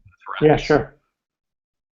I was going to suggest that maybe I'm like, I'm not sure at this distance I'm going to hit it. It is a pretty small box. I've got to hit.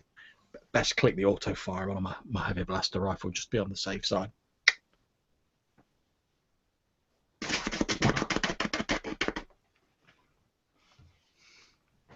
Okay. Yep. So. Then I'm going to make some explosions. So you do, you shoot it. However, you do happen to, because you put it on auto fire and you hit it, you do start a bit of a fire within the actual cockpit of the escape pod itself, and you see that the missile itself is starting. It seems to have been damaged, and is not I'm just going to looking very stable. Shoulder my gun, and I'm going to go. I suggest we leave quickly. And I'm going to head in the opposite direction as fast as my Twi'lek legs will carry me. Okay. Yeah, beat it. In the opposite direction, towards the other escape pod, or which? Yeah, we still need to arm the missile. Okay. So you're heading towards the other escape pod, and like based on my, I'll say based on my knowledge of sort of heavy weaponry and sort of ship's gunnery and all that sort of stuff, I've probably fired a missile like this before. Just as a rough estimate, when it blows up, do I think the sort of area of effect is going to cover the other escape pod? No, it shouldn't be that close. Right, cool. It was 20 meters. So I was going to say, if it's going to blow up the other escape pod anyway, I'll just keep running past the other escape pod and relying on the missile to deal with it. No, it shouldn't, especially since Yeah. it's going to explode within the escape pod. That's going to contain it to some extent too. So, but you I'll reckon just it's going run to leave over a pretty to the nice. pod It's then. going to leave a pretty nice crater here in the area around this escape pod for several meters. Run over to the other pod and sort of screech into like a crouched position behind the other pod as a sort of makeshift shield against any potential blast. Yeah. But this one's going to blow up like about 10 seconds later, so you're probably just getting to or still on your way to the other pod. I guess you could dash. You have 20 meters, no problem. It wouldn't take you that long. So yeah, you get to the other pod. You start to take cover. Is everybody going the same way? You guys all go in there? I think because I wasn't there, I think I'm already in cover. Okay, you're over at the other pod still, yeah? Okay, yep. And then kaboom! Everything short of a small mushroom cloud, but it's a nice big explosion. Leaves a good-sized crater in the ground. Bits of shuttle, blast or bits of escape pod blasting all over the place. Smoke everywhere. Burning Quite debris. unlike her normal sort of miserable facial expression, Yon Fade has like a big smile on her face as she sort of pokes her head out as the explosion starts happening. She's like, damn. Yeah, well, we're not done yet. We're still need to do this next one. And then get out of here. What do we need to do to it, Lino? Is there something we can assist with? Well, we need to make it active. Live, essentially, like loading a gun. It's quite a big girl as we're well. talking. So, yeah, there's going to be several components to doing it, I'm sure. And Do you also want- make sure it doesn't overheat before we get clear of it. So you want to kind of activate this thing to go off kind of like a time bomb so that it's going to explode within a certain time frame? Yeah. maybe in about 3 to 5 minutes. Ooh, that's a pretty, what's the word for? A very specific time period. So, Well, it's okay. enough time to hopefully get clear. Okay, so here's what your roll's going to be. It's going to be a gunnery roll. Oh, yeah. That thing that I can't do. And it's going to be a difficulty 3. Anyone want to assist? What was the roll? Sorry, my sound skipped and I missed it. It's going to be gunnery. Yeah, what's your? I forget exactly how assist works. What's your? You take like the ability from one person and like the skill from another. Is that correct? Yeah, if one of them is better than the other. What's Okay, well what's I've got it. Yours is Sorry, all go going to ahead. be better than me. Mine's 3 green. what's the challenge of doing this? Is it like you need steady hands? Is she like messing with wires and stuff inside of it? Doctor, let's see. It's partially the fact that she needs steady hands. It's also the particular, because there's a bit of like kind of programming. She's got to make sure she times it just right. So there's the steadiness of the hands and the accuracy of the the setting, basically. All right. Well, Zool once again will say, Lena, I see your hands are shaking a little bit. I have something that could help you with that. Alright, get it over with. Yep, I'll take. I'd let I'll take him a stick you. surrender. What He's colour, got some good colour stuff. are you jabbing into me this time? This one I think is like a really bright blue liquid in a syringe. Oh, it matches my skin. Yeah, so I'll roll that. Do you want? I'm not going to do an upgrade. Do you want to do anything to it, Ian? Nope, I'm not going to mess with it. Okay. One advantage again. So Okay. I screw up the application once again, but if I can use the advantage, I want to do a placebo effect for a boost dice again. Dr. Placebo. Yeah, I'll give you a boost die, just because she thinks she's under the effect. However, okay. So what difficulty did I say this was? Difficulty 3. Oh, and don't forget you take 4 strain. Yeah, you take 4 strain. Oh, yes, whoopee. 3 purple is your difficulty, but I'm going to upgrade this. Yeah. So I'm going to spend a destiny point. So it's actually going to be 2 purple, 1 red. If you want me to assist, Lena, I have 1 yellow and 2 green for gunnery. That would be lovely. Yeah, I've only got 3 green. So that would make your base pool then would be the same. It'd be 1 yellow and 2 green. Yeah. Fabulous. So, just to recap, I've got 1 yellow and 2 green, 1 boost die, 2 purple, 1 red. Mm-hmm. Fab.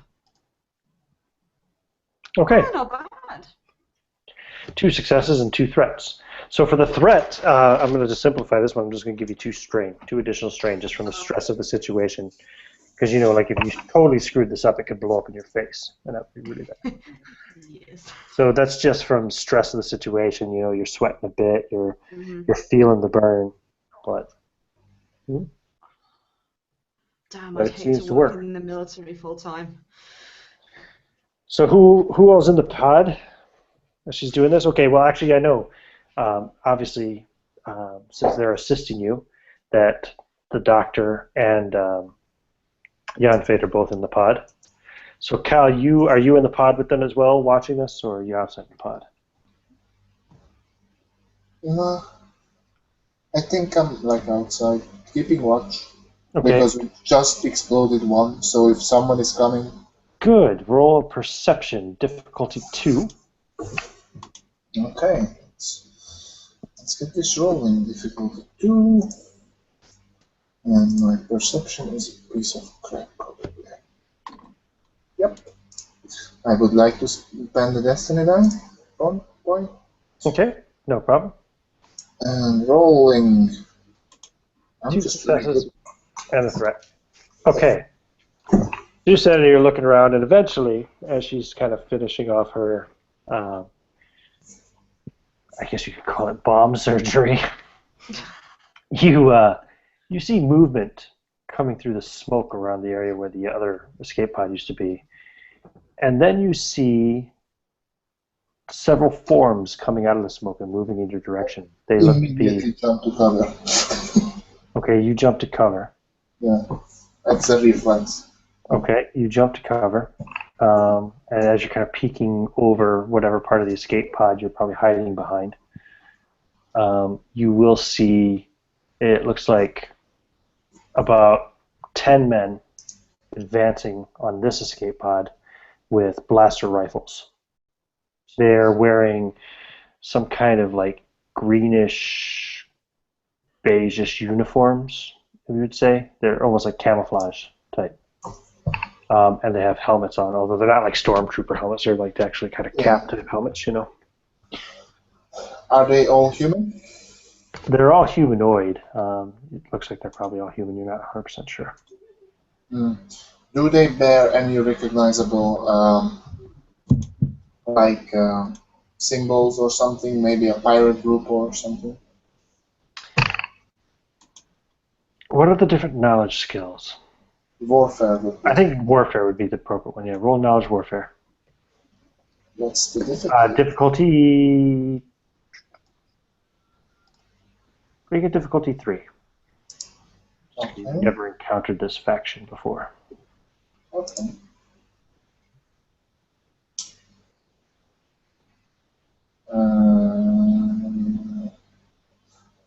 Yeah, let's do this.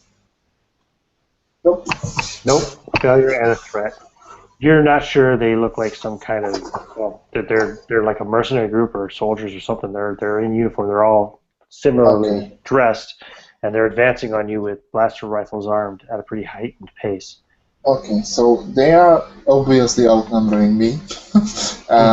Your allies are still inside the escape pod. Yeah, so they can't probably do anything good right now. So I open the comm. I know it's being jammed, but given that it's a very short distance that I'm using it. Yeah, it'll I come think across it's- as kind of a crackly, distorted. Yeah. You I know. just whisper into it. Hey, some people are coming. About 10 of them. And I break and I hope they are smart enough not to call me back.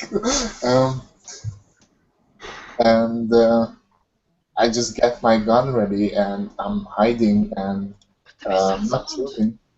The missile's going to be armed. We've got to get away from this. Wait. Look. They don't know about the missile, though. Perhaps we can draw them close to the pod. That's a crazy idea. I can't hear this, so I'm not saying anything. So crazy, it just might work. They're going to stop about 10 meters from the pod and call. One of them will call out. We know you're in there. Come out. Where am I in relation to them? Next to them, behind them, or In front of them. And what do you mean? like No, because I In wasn't in the relation to front. who are them? The people that came In front of them. in front of them. Because they're in front of Behind. the escape pod and you're hiding behind the escape pod. I was hiding behind. Okay. Then I.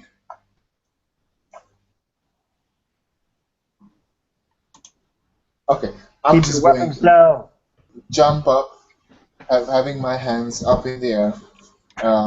Don't shoot. Just say, hey there. No need to be trigger happy now. Just calm down. Identify yourselves. We crashed down on our ship. My name is. You guys can hear this from inside the escape pod, of course, but none of you have shown yourselves as far as I know yet. So No. your name is what? Okay. Who are you with? What are you doing here? My comrades are in this escape pod, so don't be alarmed if they come out. How many of them are there? 3. Are they armed? I believe one of them is. One of them says, "It's too dangerous. They know we're here now. We should just we have to eliminate them, right?" And the other one says, "No, wait. Doc, Give them a chance." Doc, why don't we just jump out of the escape pod, run in the opposite direction, shouting, "Quick, this thing's overloaded, it's gonna blow." 'Cause it is gonna blow. Can I hear this from right next to No, you can't. I like it, Jan Fade. You're crazy, like a fox. And I'll jump out and say, "It's going to blow!" and start running the opposite direction. I'll just shout, "Lena, stay behind me." And then, yeah, likewise, I'm just going to burst out. I'll be like, the main fuel cell's ruptured. The whole thing's going to go up. We need to get away. One A. So you also start running the opposite direction? I'm just gonna keep behind John Fade, hoping this is gonna work. Okay. One of them takes a couple of quick shots at Zool as he first jumps out and starts to run away. But then the one beside him stops him. Says, "Wait. Stop. Can't you see they're aliens?" At this point, I'm like turning towards them, and I hear that they are shouting that it's going to blow. And I turn to these soldier mercenaries, whoever, and say, "Run! It's gonna blow!" And Okay. I start sprinting next to them. You start sprinting toward the same direction that your crewmates went? No, towards them, because I'm on the other side of the pod, I think. Okay. It doesn't make sense. Okay, well, they, after having witnessed the explosion of the previous escape pod, they're going to believe you. And they're going to also move away. Are you going to try to evade them as you run away? Because they'll probably No. try to keep close to you or try to keep an eye on you. I'm running next to them. Like, I'm giving the impression of they have nothing to fear from me. Sure. What about you, Zool and Yonfade, since you guys jumped out and ran? Well, if Cal looks like he's gone over to stand with them, I'm not leaving him on his own with these like potential hostiles. And also, it does make it look a bit more sort of realistic if we just like blindly panicking, like run towards them, shouting, "Oh, we've got to get out of here! This thing's gonna blow!" Okay. So I'll sort of run towards them as well. Okay. Now, actually, Zool, Yonfade, and Lino, you can all also make knowledge warfare checks at a difficulty 3 if you wish to try to identify I who do these not guys have- might be. I only have knowledge outer rim. No, I know nothing. Yeah, I'd like to use a destiny point to upgrade it, my pool. Oh, it would just be regular 2, wouldn't it? So. Yeah. Okay. I know nothing. You spent the wrong destiny die, but I'll fix it. There you go. Oh, yeah, sorry. Do you want to modify it?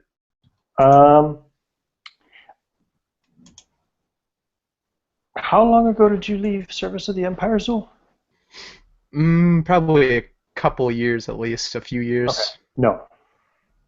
Okay. 4 Nice. success, 2 threat. Nice roll. You think you know who these guys might be. You think that they may be rebels.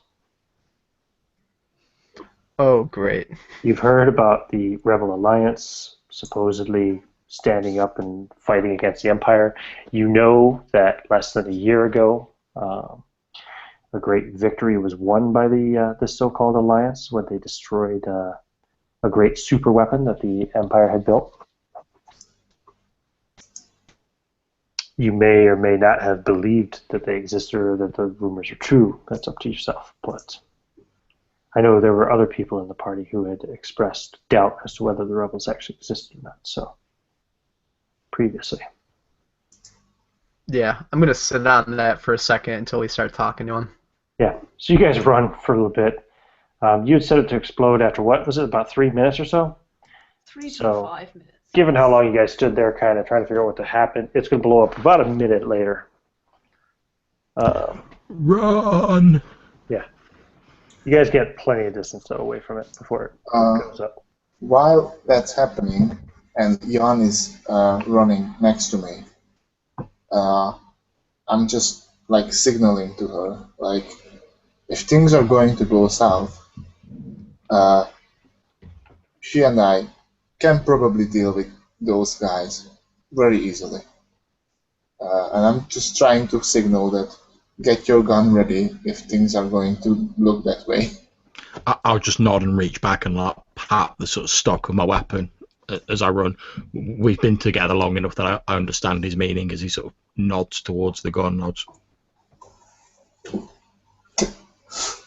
Just keep it subtle, I whisper while we are running. I'd be like, subtle? I sort of like laugh, like I realize who am I talking to. So.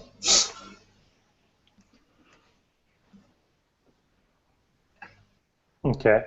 So, eventually you do stop. I like, whew, that was close. So, I believe we got on the wrong foot. My name is Del Drayan. And you, fine sirs? Wait, Cal. Before you say anything else, there's something you should know. I just like bury my face in my hand. Wah, wah, wah. Ooh, you idiot. And I'm going to say, they're rebels. And for some miraculous reason, you are still alive. I don't know how, but I almost just shot you there. I don't think you understand, Cal. They're rebels. I understand Zulzatal, ex-Imperial training medical. Yes, and the fact that I am ex-Imperial and that you are ex-Mandalorian is an asset to rebels. Do you want to give our fucking life stories to them before we know who they are? They might look like rebels, but haven't it occurred in your big green head that they might be dressing up as one? No, they are most certainly rebels. You would not know what the rebel looked like if Mon Mothma was sitting in front of you with a sign that said rebel. I'm going to If shoot you- those two a bit of a sort of dirty glance, and then I'll just step towards the rebels and I go, well, since we're sharing, I'm Yonfade of the planet Ryloth. Ask me if I've got any love for the Empire, and I'll hold my hand out towards them. And the one who appeared to be their leader kind of steps forward and he says, I'm Jax. Welcome to Boz Pity. It's, well, perhaps rather foreboding your arrival here. Why, what happened to your ship? How is it that you've ended up here? This planet doesn't get a lot of visitors.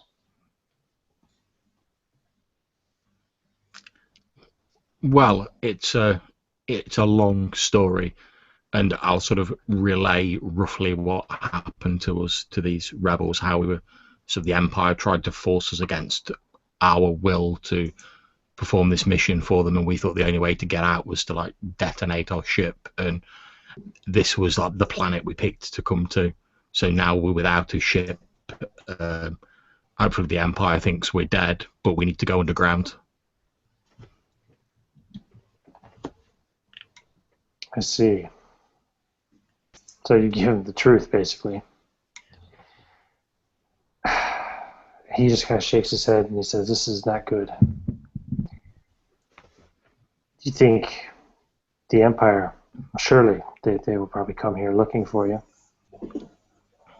Quite possibly. We're hoping they'll find the wreckage of our ship and some fake information we left, and they'll assume that we detonated in the atmosphere, as our ship did detonate in the atmosphere. Hmm. That's why we're trying to destroy these escape pods. Well, he says, "We're going to have to take you back to the base." Understood. Pardon, Zool, as you now know. You should also know that we messed up with one of the pods. They may be here fairly soon. What do you mean, messed up? There was a technical foobar, and I think the range on one of the transmissions got extended.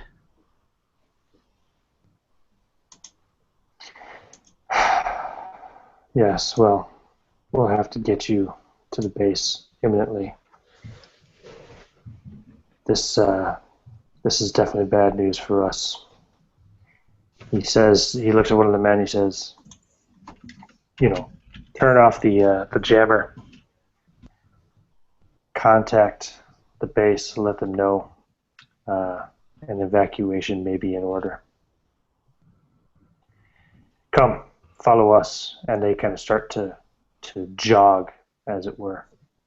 I'll sort of fairly easily keep pace with them, despite all my heavy accoutrements, and just sort of jog along next to them. Noticeably, about 4 of them kind of hang back so that they can kind of keep an eye on you. Yeah. Well, I expected as much. Just in case, they're not taking any chances. Yeah. I jog behind next to young Faye and I whisper, "Can't believe this fucking blizzard."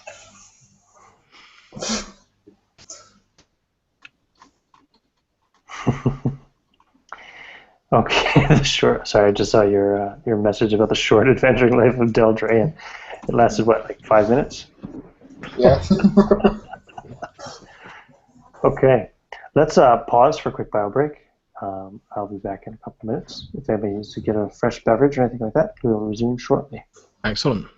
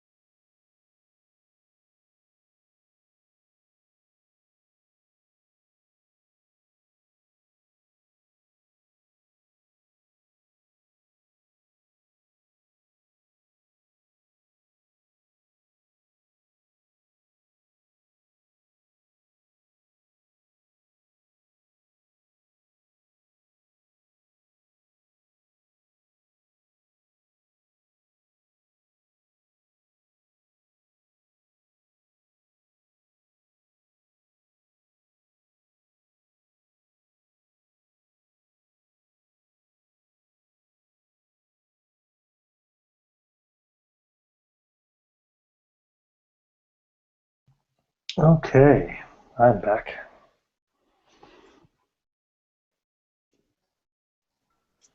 I have Yep. always been here. I am back. I've always been Aye, here. Uh-huh. I believe we're just waiting for the ferry. Oh no, John's there. John looks like he just did some coke. He just got what? Did some coke. His eyes Oh, wide like he open. just did some coke. Okay. His eyes can get very wide. Hey, look, you can do whatever you want when you're bio breaking. It's all up to you. We're all Okay. adults.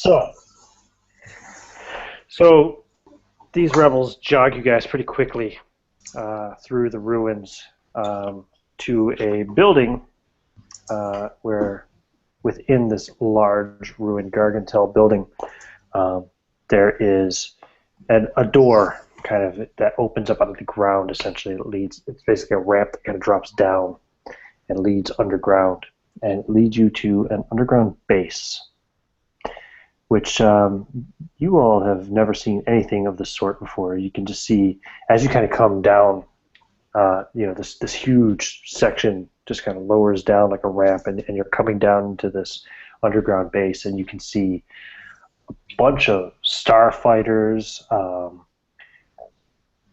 Excuse me. What's the class of ships for the freighters? You see freighters, starfighters, bombers, you name it. There are a lot of rebels here, apparently. So they lead you through the hangar. You've got people dashing about in various uniforms. You've got more ground soldiers like these guys in the kind of green and beige uniforms. You see the rebel pilots in those kind of orange and white jumpsuits running around preparing things. The entire base seems to be in a bit of a state of controlled panic, as it were. People are definitely moving with purpose. Nobody's screaming and running around. They're not launching ships yet, but they seem to be preparing for something. The men will kind of, unless you stop for any reason, they're going to lead you quickly through this hangar area and into more of the depths of the base, down some kind of narrow, not very well lit hallways, and then back to a very kind of large, open, but very dimly lit kind of command center within the base. There's computer consoles all over the place with people sitting at them and working away, talking into headsets, etc. And most of the lighting of this room is coming from the various computer systems and everything set up. You see large like displays and some have like tactical maps. One of them has like a big kind of galaxy map, like hologram kind of thing pulled up, and they're leading you towards this large circular kind of console around this big galactic map. And you can see on the galactic map as you're approaching, you can see right in the center of it there's Boz Pity, the planet that you're currently on, and you can see different things being denoted. You can see one blip on there looks to be a relatively small fleet of ships. Looks like some kind of a frigate ship with a couple of support ships traveling with it. You see another blip on there that looks to be, that's an Imperial Star Destroyer.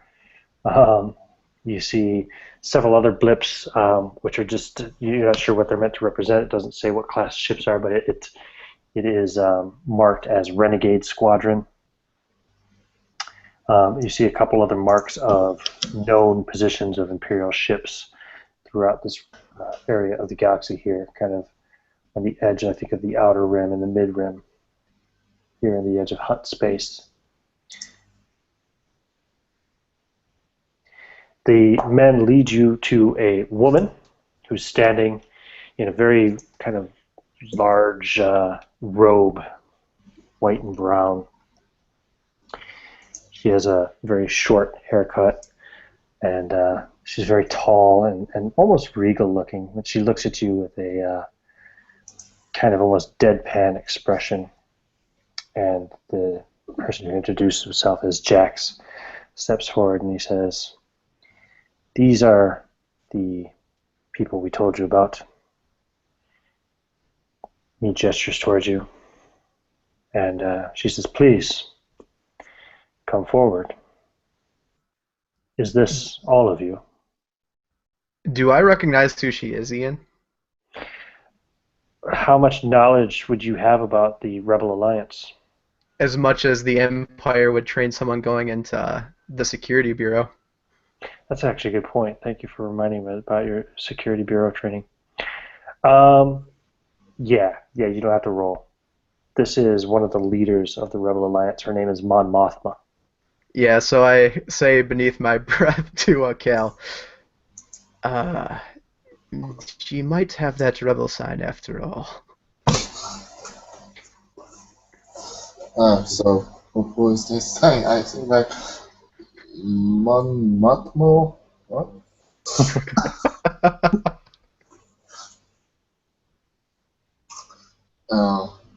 But I walk up to her and yeah, that's all of us, all four.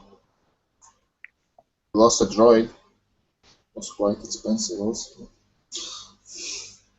I'm sorry to hear about your droid.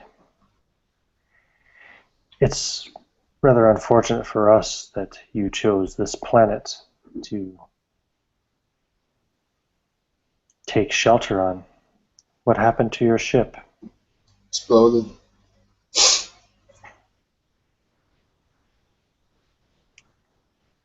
Captain Jax tells me that you will probably be being tailed by the Imperials. I assume that has something to do with the Imperial Star Destroyer that is advancing on the system now. And she gestures towards the map, and you can see the monitor. Might be connected.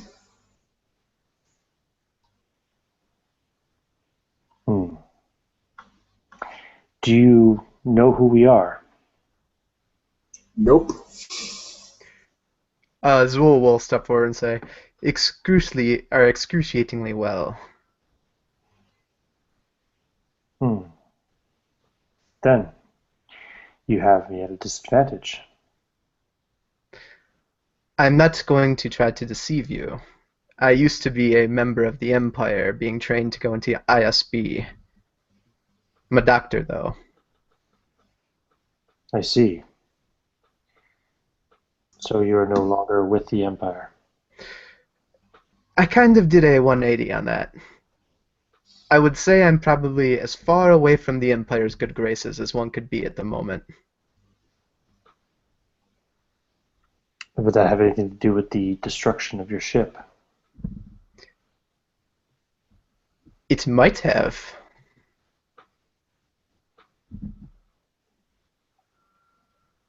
Well, there's very little we can do about it now. You are here. You will have to remain here for the time. We cannot allow you to leave. We will all be leaving probably soon enough. That's understandable. Also, how would we leave?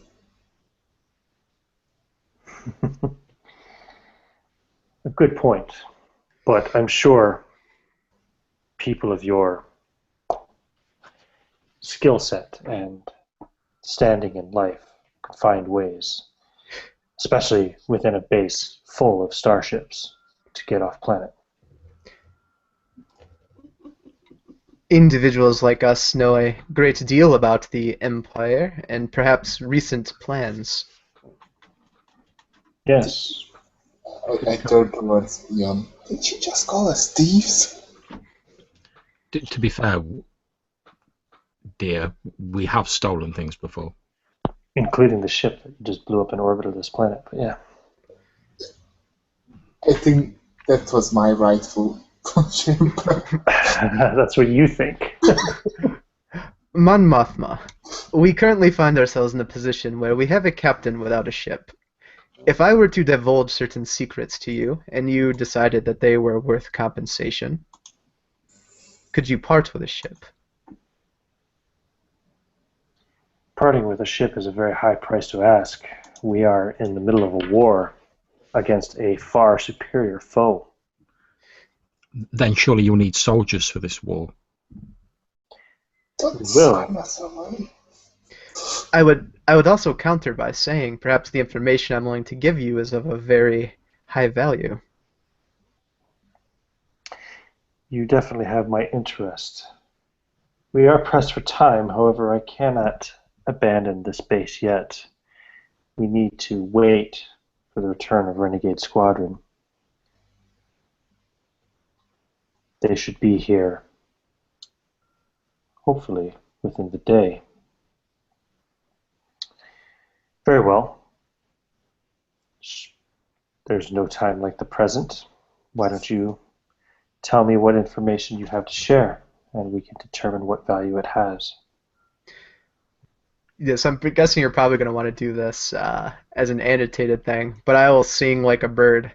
Like I'll give lists of Imperial officers at the Academy, general instruction, everything they taught us about the rebels, all the profiles they have on the various leaders that we were taught. And at the end of it, I'll look at Cal and raise an eyebrow to try to indicate if I should spill the full story of the Admonisher. Yeah, you can see he's like quite tired of this intrigue and stuff, so he gives you a nod, do whatever. Yep. So then I'll recall it as it happened, all the way up to the point where they tried to send us to blow up Mongo's ship. Yes, we are aware of Mongo's presence. As you can see, she just restored the star map. And they have his ship located there.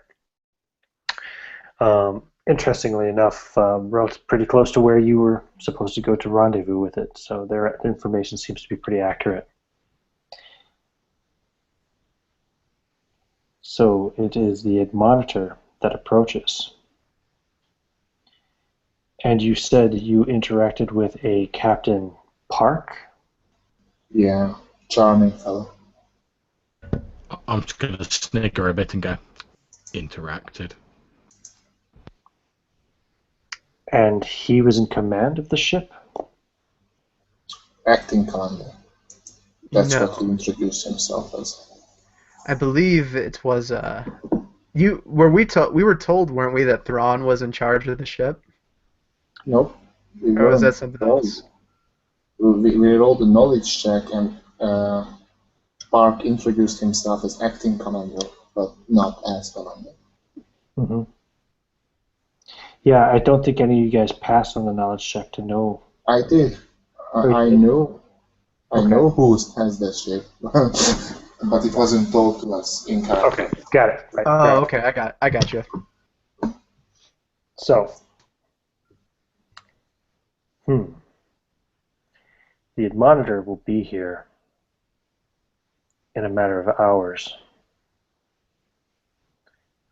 I don't think a single Star Destroyer poses too significant of a threat to our force here. However, what it worries me is if they detect us and they decide to bring a larger force, an invasion force. We haven't been at this base for very long. It'd be a shame to have to abandon it so soon, but I'm afraid we probably won't have much choice. It's unfortunate. If I had reason to believe that Thrawn was aboard that ship, it might be worth launching an attack against the Admonitor to try to take that out. It would be a very strategic victory for the Alliance.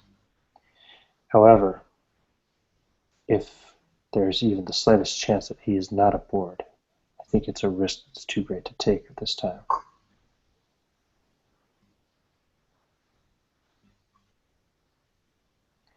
So, you have expressed an interest, and she looks at Yanfade.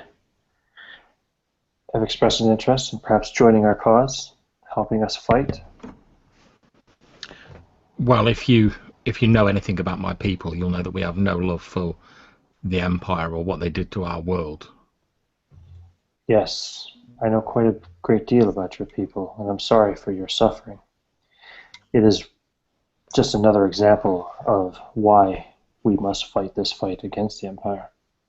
I'm not looking to sign on to anyone's crusade. We've done okay on our own, But hell, if it comes to sticking it to the Empire, then I'm your girl. Hmm. And you're a soldier? That's your trade? That's your skills? I'm just going to sort of turn around and go like that with my thumbs to indicate the many and various weapons strapped on my back. Yes, that's what I thought. You've already revealed yourself as a doctor. You, sir, you are the captain, I presume? I take it you're a pilot? Of some description, though that's not my primary forte. What is your specialty? Kill things. And what about you? And she looks at Lena. I can pilot and mess with computers. Excellent. Well, for the time being, we're all stuck here. After the successful evacuation of this base, we can see about possibly helping you get on your way if that's what you wish, she says, and she looks at the doctor. If there are any ships that may be spared, or if anything else, if we can at least put you off on a world somewhere where you could acquire a ship. Truth be told, we did come here to disappear. So did we. She smiles a little bit, and then her smile quickly turns to a look of almost remorse. And she says, well, if you wish to make yourselves useful, you can go to the hangar. There is plenty of work to be done preparing the ships for what will come in the next day or two. Well, considering all skills that we've brought down on your head, I think helping out a bit is the least we can do. Your skills will doubtless be useful there. And we have many people here who operate independently. Not all people who fight with us have sworn allegiance to our cause. You may even find someone there who's willing to take you on onto their crew. Some will certainly part ways with us once we depart the space. We have many independent operators who have assisted us. In the meantime, I have much to prepare. If you need anything, speak to one of the captains in the hangar to contact us if there's any need. Thank May you. the force be with you, she says. And she kind of turns and walks off. Frown at her. Mm-hmm. I frown at I'm her. gonna- Force thing. Yeah, I'm going to sort of look at Cal and that mouth like, the Force? Like, shrug my shoulders.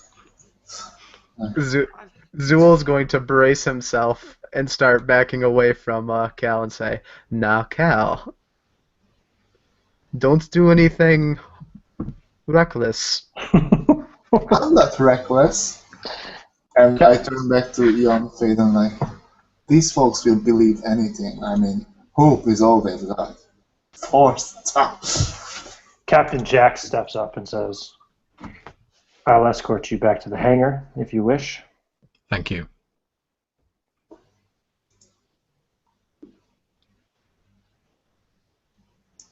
He bristles a little bit at Cal's comment about these people who believe anything, but he doesn't say anything.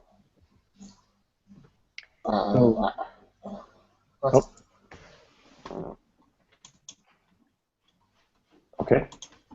So yeah, they'll start walking you back towards the hangar area. Sorry, if you had any more banter or anything you wanted to say, by all means do. I didn't mean to step over you. Yeah, I'll tell Cal while we're walking back. I'll lean in and I'll whisper into his ear. I'm sorry about your Deldrayan.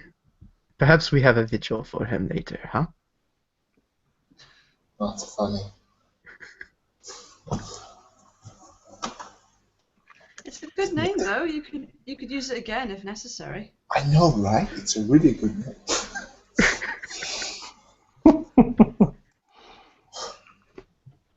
I'm just going to sort of shake my head, but there'll be a bit of a smile on my face. So you get back to the hangar, and it's bustle with activity. Like I said, they're doing maintenance on ships. They're doing tests on systems, making sure everything's ready. You know yourself from seeing the films. There's a lot of preparation stuff that needs to be done before a base can be evacuated. They're also preparing for the possibility, in case they have to send out any sorties before the actual evacuation begins, since Mon Mothma had mentioned to you that they're waiting for a squadron to return before they can evacuate. I'll pitch in and give whatever help I can, if something needs moving or whatever.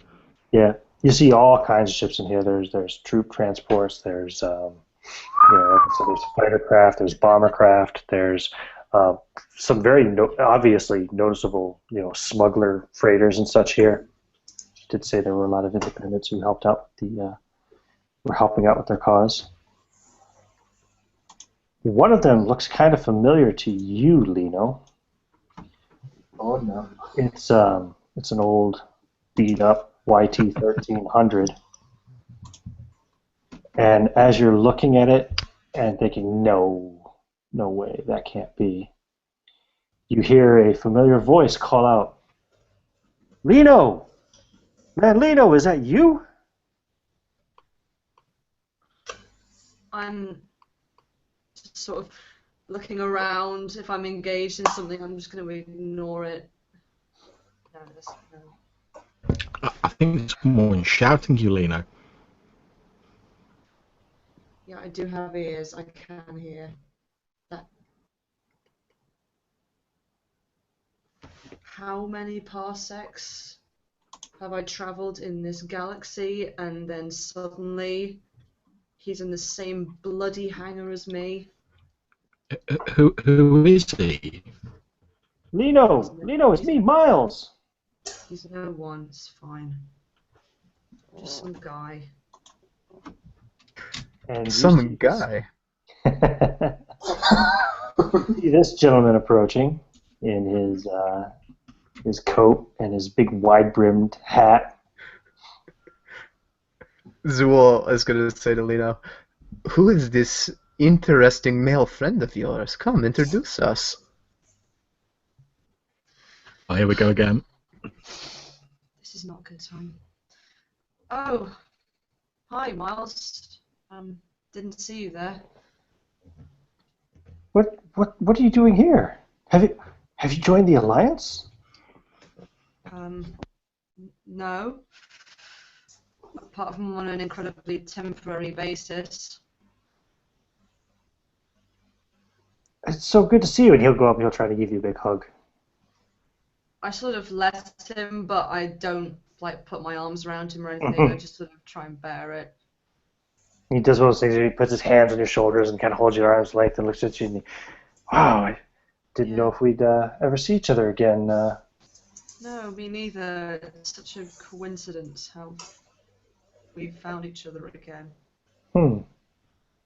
Maybe there's a higher power bringing us back together. Didn't exactly depart on the best of terms, but it's okay. Look, no hard feelings, right? I scoff audibly at his comment. I'm going to scoff audibly at John's little comment in the message chat there.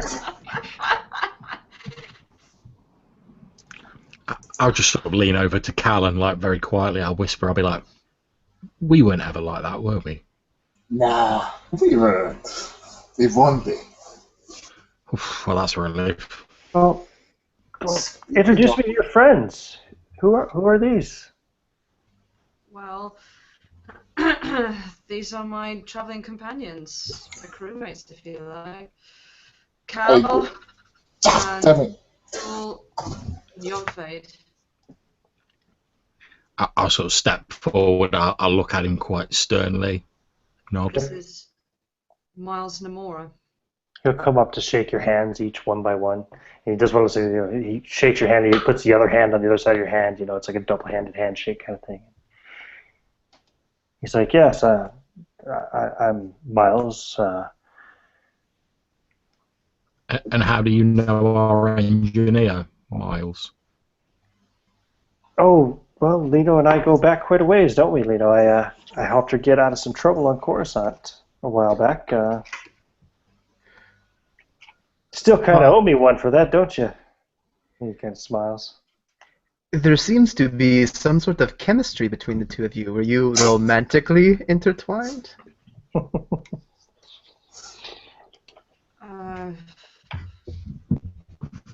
You could say that, I suppose. And he's like, oh, yes. You could say that. But it seems fair Landlino here. She likes to play hard to get, don't you, babe? Well, you know me. Better at computers than people, so. As he sort of gives that like flippant comment, I'm just going to sort of move up and sort of stand like fairly close to Lino, and I'll be like, yes, we're very fond of our engineer. She's like family. In sort of fairly icy tones. Mm-hmm. He doesn't seem to get it. He just kind of says, "Hey, whatever happened with those slicers that were out to get you? Did you ever ditch them? You get rid of them?" Well, no, but I'm sure both people who I departed from won't find me. Are you a member of the rebellion, Miles? Me? Well, not in any kind of official way. No, I've been helping them out. I've helped them get important supplies, weapons especially. I'm a bit of a smuggler. I would have thought Lino would have told you that about me. I'm sorry. And he looks kind of a little hurt that obviously Lino's never mentioned him to you before. Well, I've mentioned you, but you do all kinds of things, Miles. I don't label people anymore in jobs. It's what's in their abilities, isn't it? Hmm. I'll tell you what, the situation between the Empire and the Alliance, all the independent agents working out here in the galaxy, well, there's a lot of money to be made in my line of work. How else we keep this baby in working order? And he bangs on the hull of the YT-1300 beside you. Speaking of which, don't you want to tell me more about your ship? It seems very intriguing. Oh, well, sure. I've done a lot of modification to it over the years. If you want to come aboard, sure, let's go and see. I'd love to show you. Yeah, and I sort of like walk toward the ship with him, and I turn back and like wink at Lino. I'm going to walk to the ramp and kind of motion for Yanfei to come guard it with me so no one can get on. I'll do so.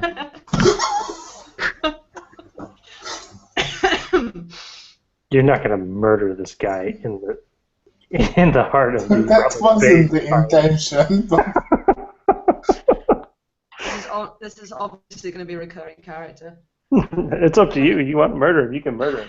No, I can just see sort of if we blow him up, it's like a cartoon where he shows up in the next scene. No, so I walk up to the ship. Say, do you have any modifications on this? Yeah, he'll take you. Actually, before you even go up the ramp, he'll just take you around the ship and start showing you all the different modifications he's made to the engines and such, the stabilizers and everything else to make it handle a bit better, make it accelerate faster. And nice. You have any hidden compartments? oh yeah, loads. These old 1300s. Well, for freighters they were made awfully light on space for carrying stuff. So yeah, I've installed some of my own. I'll show you. Tell you what, too, all that empty space when you're flying without a load makes you move a bit faster too. Awesome, because we were in the BAFTA smuggling business, and we were just thinking of getting a new ship before our last one blew up, so I'm thinking getting one. But, BAFTA tanks are quite big, like bigger than a man. Can you fit in one of those containers? Can I fit in one of those containers? Like the hidden compartments, because the BAFTA tank is quite Yes. big. I've smuggled people through the mud. I've helped a lot of slaves escape Coruscant, in fact. Could you show me? And I nod towards the ship. Yeah, sure. He takes you up the ramp and starts showing you some of the different places with hidden compartments. Some of them are in the walls, some of them are in the floors. And Yeah, I'm trying to get him into one of those compartments. Sure. How exactly do you want to go about this? As he showing it to me, yeah, but I just can't really see. Could you go down and walk around a bit, to see how big is it? I can't really see it. I can't imagine a BAFTA tank fitting. Okay. I'm going to have you roll a deception. Okay. And deception is countered by what again? Let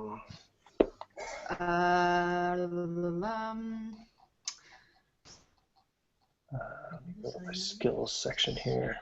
Perhaps discipline. Discipline. Discipline would not necessarily be one of his strong points either. Okay. Cool. So you're going to roll your deception, Cal. Yeah. Against his discipline, which is going to just be 2 green. Okay. I'm going to spend the destiny point. Oh, so am I. Okay, So we break even on that end. But I tell you what. Yeah. I'm going to be nice. I'm going to give you a boost die. Okay. Because of the fact that you're a friend of Lino's, and he's in a pretty happy mood after having just seen the love of his life again, and she's finally been brought back to him by the galaxy. So he's in good spirit, and he considers you a friend. So I'm going to give you a boost die for that. Okay. Now let's roll. Let's bring up the dice roller. So, that's interesting. So you got no successes, but you do have the triumph and 2 advantages. Yeah. Okay. Let's see here. So, ultimately, I mean, you failed in the main goal of trying to get him into the compartment to walk around and stuff. But, yeah, you can spend triumphs, generally with deception, you can spend triumphs to fool him into believing that you're a trustworthy sort of person anyway, giving you future deception checks, being made at baseline difficulty instead of being an opposed roll, Mm-hmm. With the advantages. Could I say that he's not going? He doesn't want to go in because maybe his clothes is clean and he doesn't want to make them dirty, but Sure. he's instead on the edge, and I just push him in. Okay, you want to just try to push him in? Yeah. He's on the edge, he's showing, I don't really want to get into because I get dirty and stuff.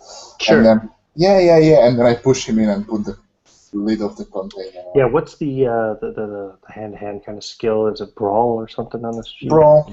Yeah. So you can roll brawl. I'm just going to give you a difficulty of, well, it'll be a difficulty 2, but I'm going to give you that boost die again. Okay. Gonna spend the destiny point because I suck at brawling. Yeah, I better too, just because it's getting to 5 blacks and that's kind of crazy. So I'll spend 1 too. I've got plenty to burn. Okay, so that succeeds, and you get a triumph and 1 threat. So maybe the threat would just simply be a bit of strain on yourself. You might feel a pang of guilt as you're. This guy is being all trustworthy. He's showing his ship. He's obviously so proud of it and everything, and then you push him into the compartment. Yeah, and put on the lid. I Yeah, you want to got the try. triumph. So I'll say, he's like stunned at first and kind of like dazed a bit. So you got plenty of time to close it up before he I want the triumph to be like so I like draw can. a blaster and shoot you or something. Yeah, I want triumph to be like I can lock the compartment so they can't get out for a while. You can do that. So he'll start banging on it loudly and shouting, "Hey, what's the big idea? What's going on here? What? Can't hear you. Let me out of here, you thieving vagabond! You better not steal my ship, you son of a bitch!" I sort of walk out. Have you seen Miles? He just disappeared. And as I'm leaving the ship, I press a button so the ramp closes. Um, and I just go outside. Strange. Nice one. What happened Yeah. there? That he's alive. And well, he will. He's just. Let's say, looking over the hidden compartments just one more time before leaving. Huh. I'm surprised he hasn't dragged me to a bedroom yet, to be honest. Well, if you'd have said he was that irritating, you should have just said it. I'd have just like punched him into the nearest wall.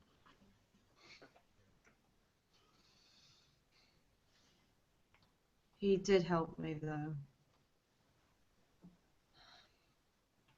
If it wasn't for him, I'd still be on Coruscant, or worse.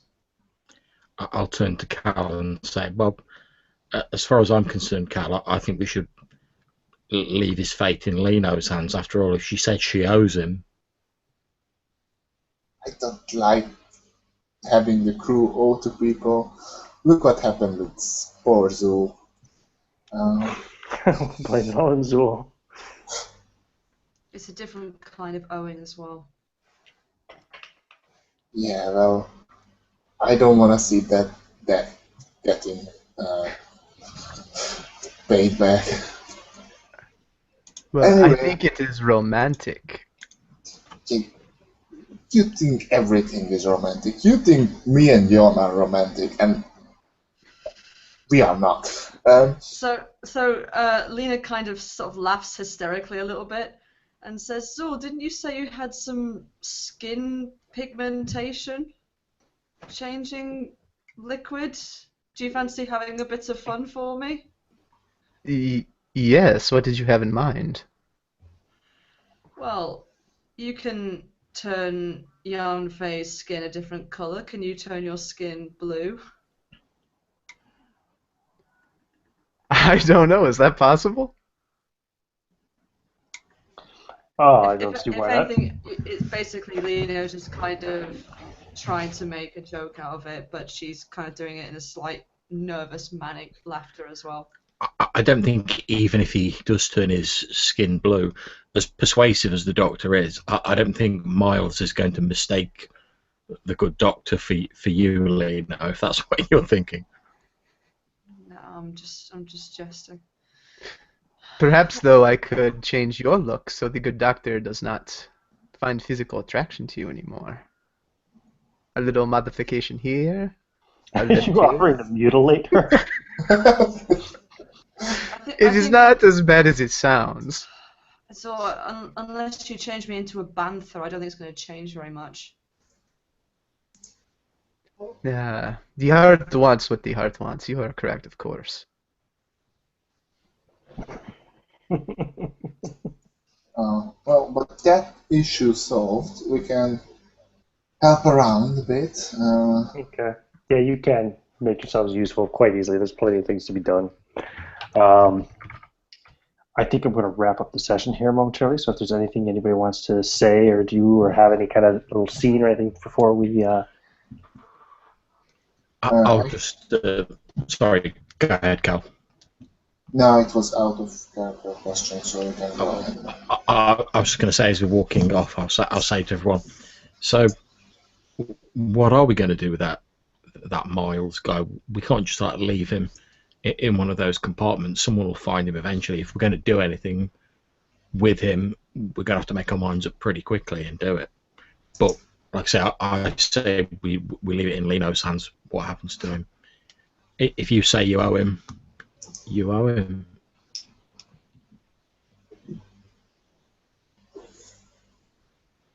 Yeah, I do.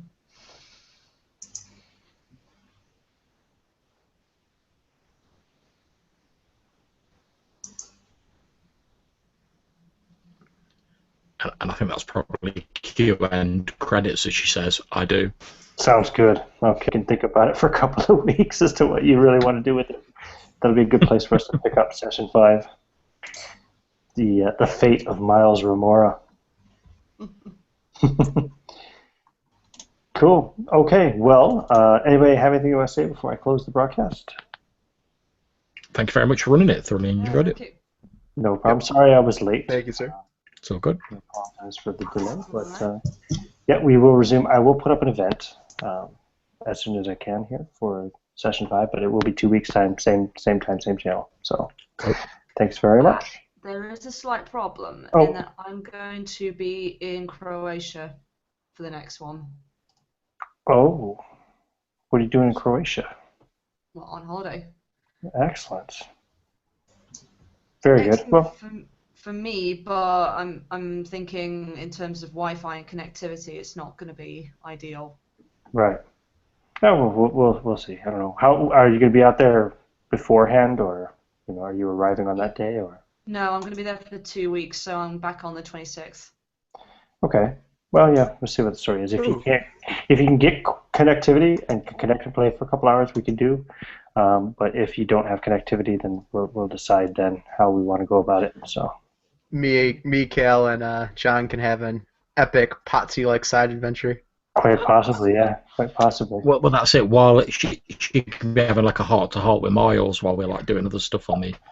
Exactly. She could be locked in the smuggling compartment with him for the session. Oh, good. Just like locked in the smuggling compartment with the doctor And don't outside. come Going, out until look, you this is for your own finish." good. Oh my god, it's brilliant. just- I'm the love doctor, guys. That's the new character concept. Nice. Well, before this gets out of hand, I'm going to stop the broadcast. So thanks for watching.